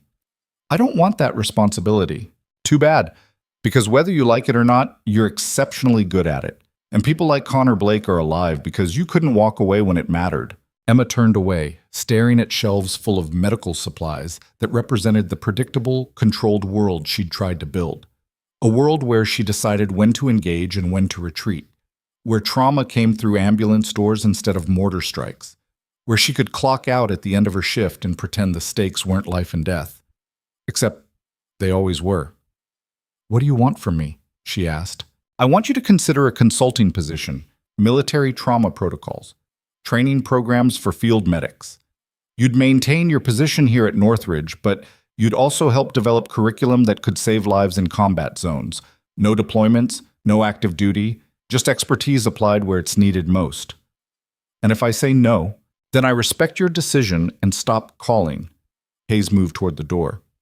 "Think about it. No pressure. But Emma, you're wasted hiding in a civilian hospital when you could be teaching the next generation of combat medics how to do what you did in Kashar Valley. Save lives when everything's on fire and there's no good options left." He left before she could respond. Emma finished inventory on autopilot, then headed home as dawn started painting the sky gray. Her apartment felt different now, less like a hiding place, more like a launching point. She showered and changed and tried to sleep, but her mind kept circling back to Hayes' offer. Training programs, consulting. A way to use what she knew without being pulled back into active combat. A way to turn Kashar Valley into something productive instead of letting it rot in her memories. She was still thinking about it 3 days later when Sarah dragged her to a coffee shop for what was supposed to be a casual catch-up, but turned into an intervention. "You've been weird since the trial ended," Sarah said bluntly. "I've been busy. You've been avoiding. The hospital threw you a celebration dinner last week, and you left after 20 minutes. The mayor wants to give you a commendation, and you haven't responded to any emails. People are starting to think you're upset about something." Emma stirred her coffee without drinking it. "I'm not upset." "Then what are you?" The question hung there, honest and direct. Emma thought about lying, about deflecting, about maintaining the careful distance she'd built between who she was and who people thought she was. "I'm scared," she said finally. Sarah blinked. Of what? Of being visible, of mattering, of taking on responsibility and failing the way I did in Afghanistan. Emma set down her spoon. "For 4 years, I worked jobs where nobody noticed me, where I could blend into the background and do good work without anyone caring who I was. And now suddenly, I'm the director of emergency services at a major hospital. I've got people asking me to consult on military programs. The media wants interviews about overcoming adversity and standing up to corruption. And that scares you? It terrifies me, because what if they're wrong? What if I'm not the person they think I am? What if I'm just someone who got lucky a few times and made one good call that happened to work out?" Sarah reached across the table and grabbed Emma's hand. "Listen to me very carefully. You're not an imposter. You are not lucky. You are a trauma specialist with combat experience who saved lives when nobody else could. Marcus Shaw tried to destroy you because you threatened his power. You survived assassination attempts. You exposed corruption. You testified in federal court. And through all of it, you kept showing up and doing the work. That doesn't make me special. It makes you exactly what Northridge General needs, what those military training programs need, what everyone who's been dismissed or silenced or told they don't matter needs, proof that speaking truth actually means something." Emma felt tears building behind her eyes. "I'm tired, Sarah. I'm tired of fighting. I'm tired of being strong. I just want normal." Normal is overrated. And honestly, Emma, you were never going to be normal. You're too good at saving people. They sat in silence for a moment. Then Sarah's phone buzzed. She checked it and swore softly. "What?" "You need to see this." Sarah pulled up a news article and turned her phone around. The headline read, "Former nurse files complaint against Northridge General, claims hostile work environment under new director." Emma's stomach dropped. She scanned the article quickly. A nurse named Rebecca Torres, someone Emma barely remembered from night shift, was claiming Emma had created an intimidating atmosphere, made unreasonable demands, showed favoritism toward certain staff members. The complaint had been filed with the state board 3 days ago. "This is Marcus's people," Emma said quietly. "Has to be. Torres transferred to a different hospital 2 months ago. Why would she suddenly file complaints now unless someone's paying her?" Emma's phone started ringing. Patricia Holbrook's number. "Emma, have you seen the news?" "Just did." "The board wants an emergency meeting. Tomorrow morning, they're concerned about potential liability." "Of course they are. I need you to understand something." Patricia's voice dropped. "I'm not there anymore to protect you. The new director is competent but risk-averse. If this complaint gains traction, they might move to suspend you pending investigation just to avoid bad press. So Marcus wins after all. Only if you let him. Fight this, Emma. Gather your evidence. Document everything. Show them exactly who Rebecca Torres is and who's funding her sudden concern about hospital culture. Emma ended the call and looked at Sarah. They're coming after my license. Then we proved them wrong. They spent the next 18 hours building a case. Pulled employee records showing Torres had multiple complaints about her own performance before transferring out. Found financial records, public information, showing a sudden $10,000 deposit into Torres's bank account 3 days before she filed her complaint. Tracked the money back to an LLC registered to one of Marcus's former colleagues. Sarah compiled testimony from 15 staff members praising Emma's leadership. Hayes provided military records documenting her qualifications. Even Tommy wrote a statement about how Emma's training protocols had potentially saved his life when Richard Shaw attacked. By the time Emma walked into the emergency board meeting, she had a file 3 inches thick. The new director, a woman named Dr. Carolyn Reeves, sat at the head of the conference table looking uncomfortable. 3 board members flanked her, all wearing expressions that suggested they'd rather be anywhere else. Miss Garrett, thank you for coming on short notice. Emma set her file on the table. Let's skip the pleasantries. You brought me here because Rebecca Torres filed a complaint, and you're worried about liability. I'm here to show you why that complaint is fraudulent and who's behind it. She walked them through everything. The timeline, the financial records, the coordinated effort to discredit her using someone who'd already left Northridge before Emma took her current position. One board member, an older man named Richardson, leaned forward. These are serious allegations, Miss Garrett. Are you suggesting Rebecca Torres was paid to file false complaints? I'm not suggesting anything. I'm showing you documentation that proves it. Dr. Reeves studied the file carefully. This still doesn't address the underlying concern. Multiple people have contacted us worried about your management style. They say you're demanding, uncompromising, that you don't tolerate mistakes. I don't tolerate negligence, Emma corrected. I don't tolerate people cutting corners that endanger patients. And I don't tolerate the kind of institutional protection that allowed Marcus Shaw to operate unchecked for years. If that makes me demanding, then yes, I'm demanding. Some would call that creating a hostile environment. Emma felt something snap inside her. Not anger exactly, but clarity. Sharp and cold and absolute. You want to know what a hostile environment looks like? It's watching a surgeon ignore critical warnings because admitting a nurse was right would damage his ego. It's being fired for speaking up. It's having someone try to murder you because you threatened their power. It's spending 4 years hiding your skills because using them meant asking questions nobody wanted asked. She leaned forward. I have created an environment where competence matters more than credentials, where speaking up is encouraged instead of punished, where patients come before politics. If that's hostile to people who benefited from the old system, then they're right to feel uncomfortable. They should feel uncomfortable. The room went silent. Richardson cleared his throat. The board will need time to review this information. Take all the time you need, but understand something. If you suspend me based on fraudulent complaints from someone being paid by Marcus Shaw's associates, I will make sure every news outlet in the country knows that Northridge General values protecting its reputation over protecting its patients. Again. Emma stood and walked out before anyone could respond. Sarah caught up with her in the hallway. That was either brilliant or career suicide. Probably both. They waited 3 days for the board's decision. 3 days of Emma showing up to work and doing her job while rumors swirled and staff whispered. 3 days of wondering if she'd finally pushed too hard. On the 4th day, Dr. Reeves called Emma into her office. The board has completed its review. Emma braced herself. Rebecca Torres's complaint has been dismissed as lacking credible evidence.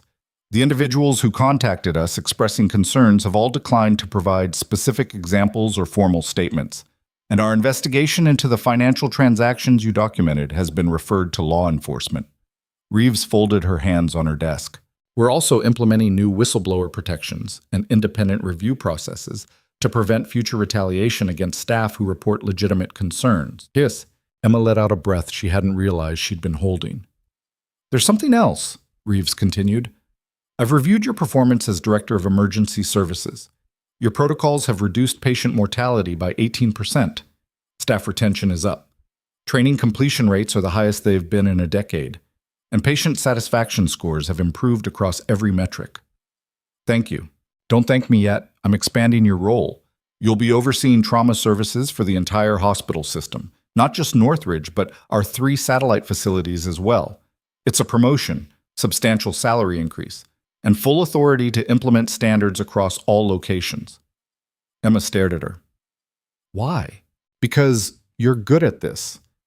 And because Northridge General spent too many years protecting the wrong people. That ends now. Reeves stood and extended her hand. So what do you say, Director Garrett? Emma shook her hand.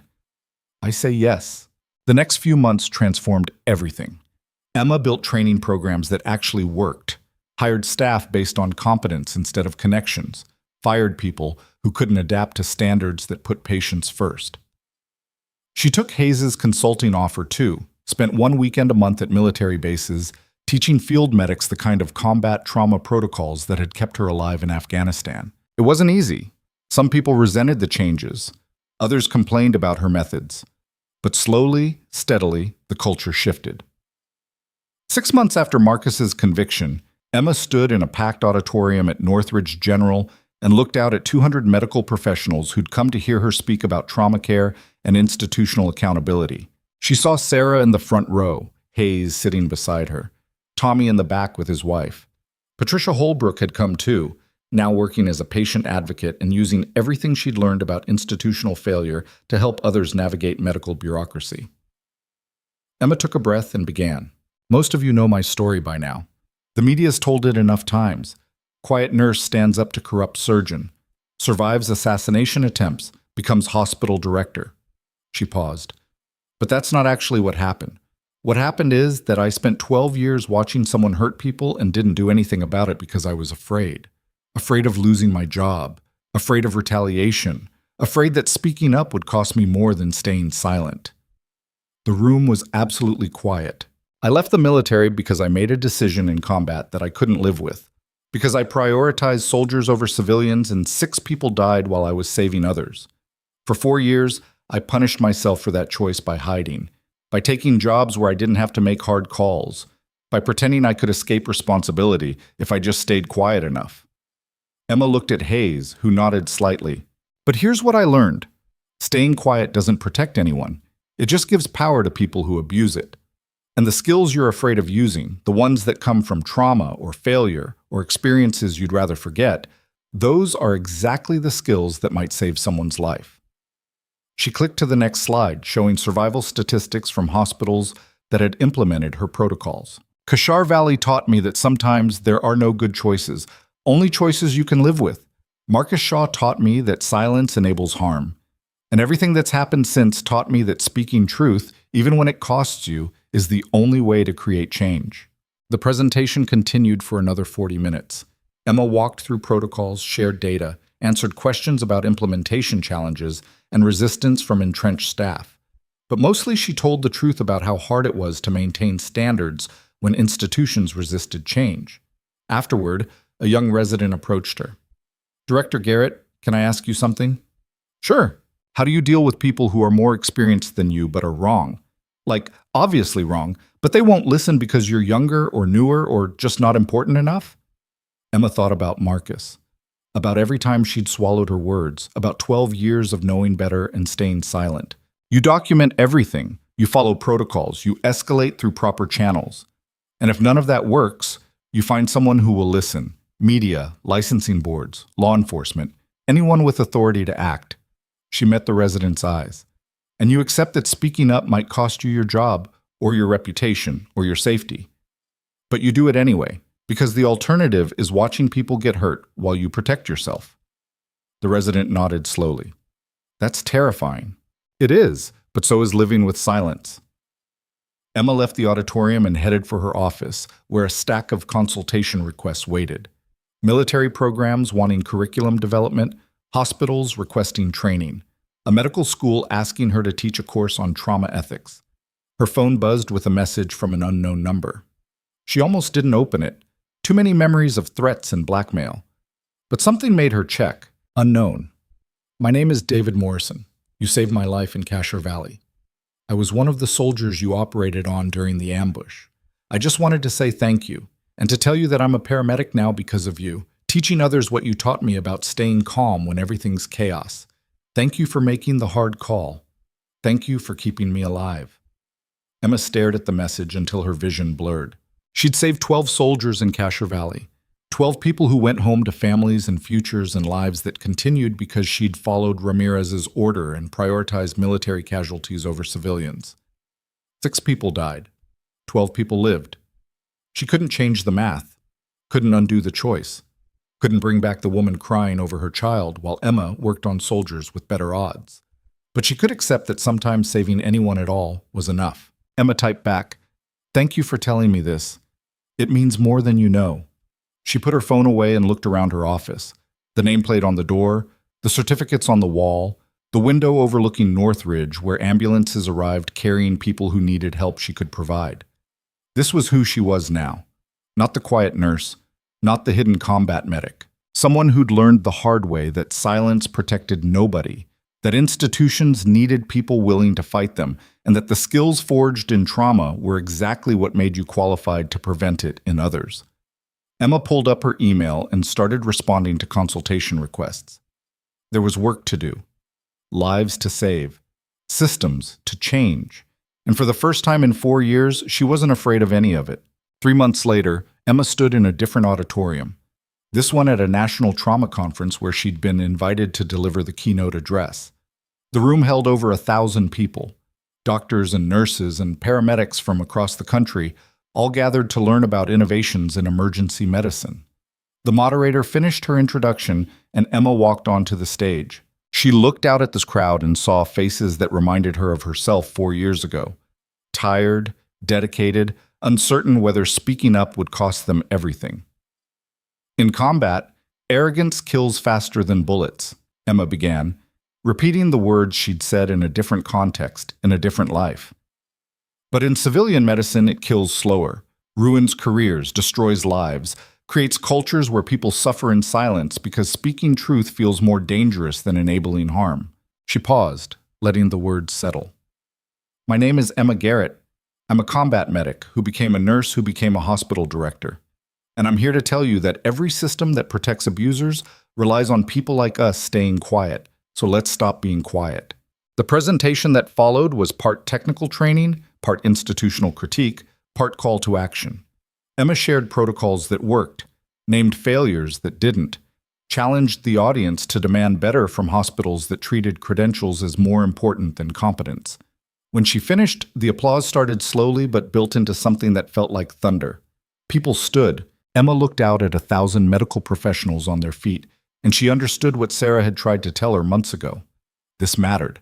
Not because Emma was special, but because someone had to be first. Someone had to demonstrate that speaking truth was survivable, that institutions could be challenged, that the quiet ones, the dismissed ones, the people everyone underestimated could reshape entire systems if they refused to stay silent. After the conference, Emma flew back to Northridge and drove straight to the cemetery where Julia Brennan was buried. She'd never visited before, hadn't felt worthy. But she went now and stood at the grave of a woman who'd tried to expose Marcus Shaw and died for it. "I'm sorry I didn't speak up sooner," Emma said quietly. "I'm sorry you had to fight alone. I'm sorry the system failed you." The wind moved through trees overhead, carrying the scent of autumn leaves. "But I'm making sure it doesn't happen to anyone else. I'm building the protections you needed.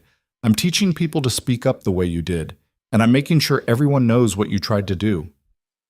Emma placed flowers on the grave, simple white roses, the kind Julia's sister mentioned she'd loved, and stood there for a long moment.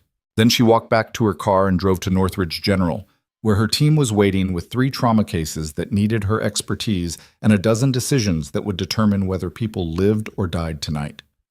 Emma Garrett wasn't hiding anymore, wasn't quiet anymore, wasn't afraid anymore. She was exactly who she'd always been underneath the silence, a trauma specialist who'd learned to function in chaos, who'd survived the worst things combat and corruption could throw at her, and who'd discovered that the only way to honor the people you couldn't save was to fight like hell for everyone who still had a chance. The ER doors opened. Emma stepped through, and somewhere in the controlled chaos of trauma medicine, in the urgent voices and desperate situations and impossible choices, she finally understood what Hayes had been trying to tell her all along. You didn't heal from the hard calls by avoiding them. You healed by making peace with the fact that sometimes saving anyone at all was the only victory that mattered. And then you showed up the next day and did it again.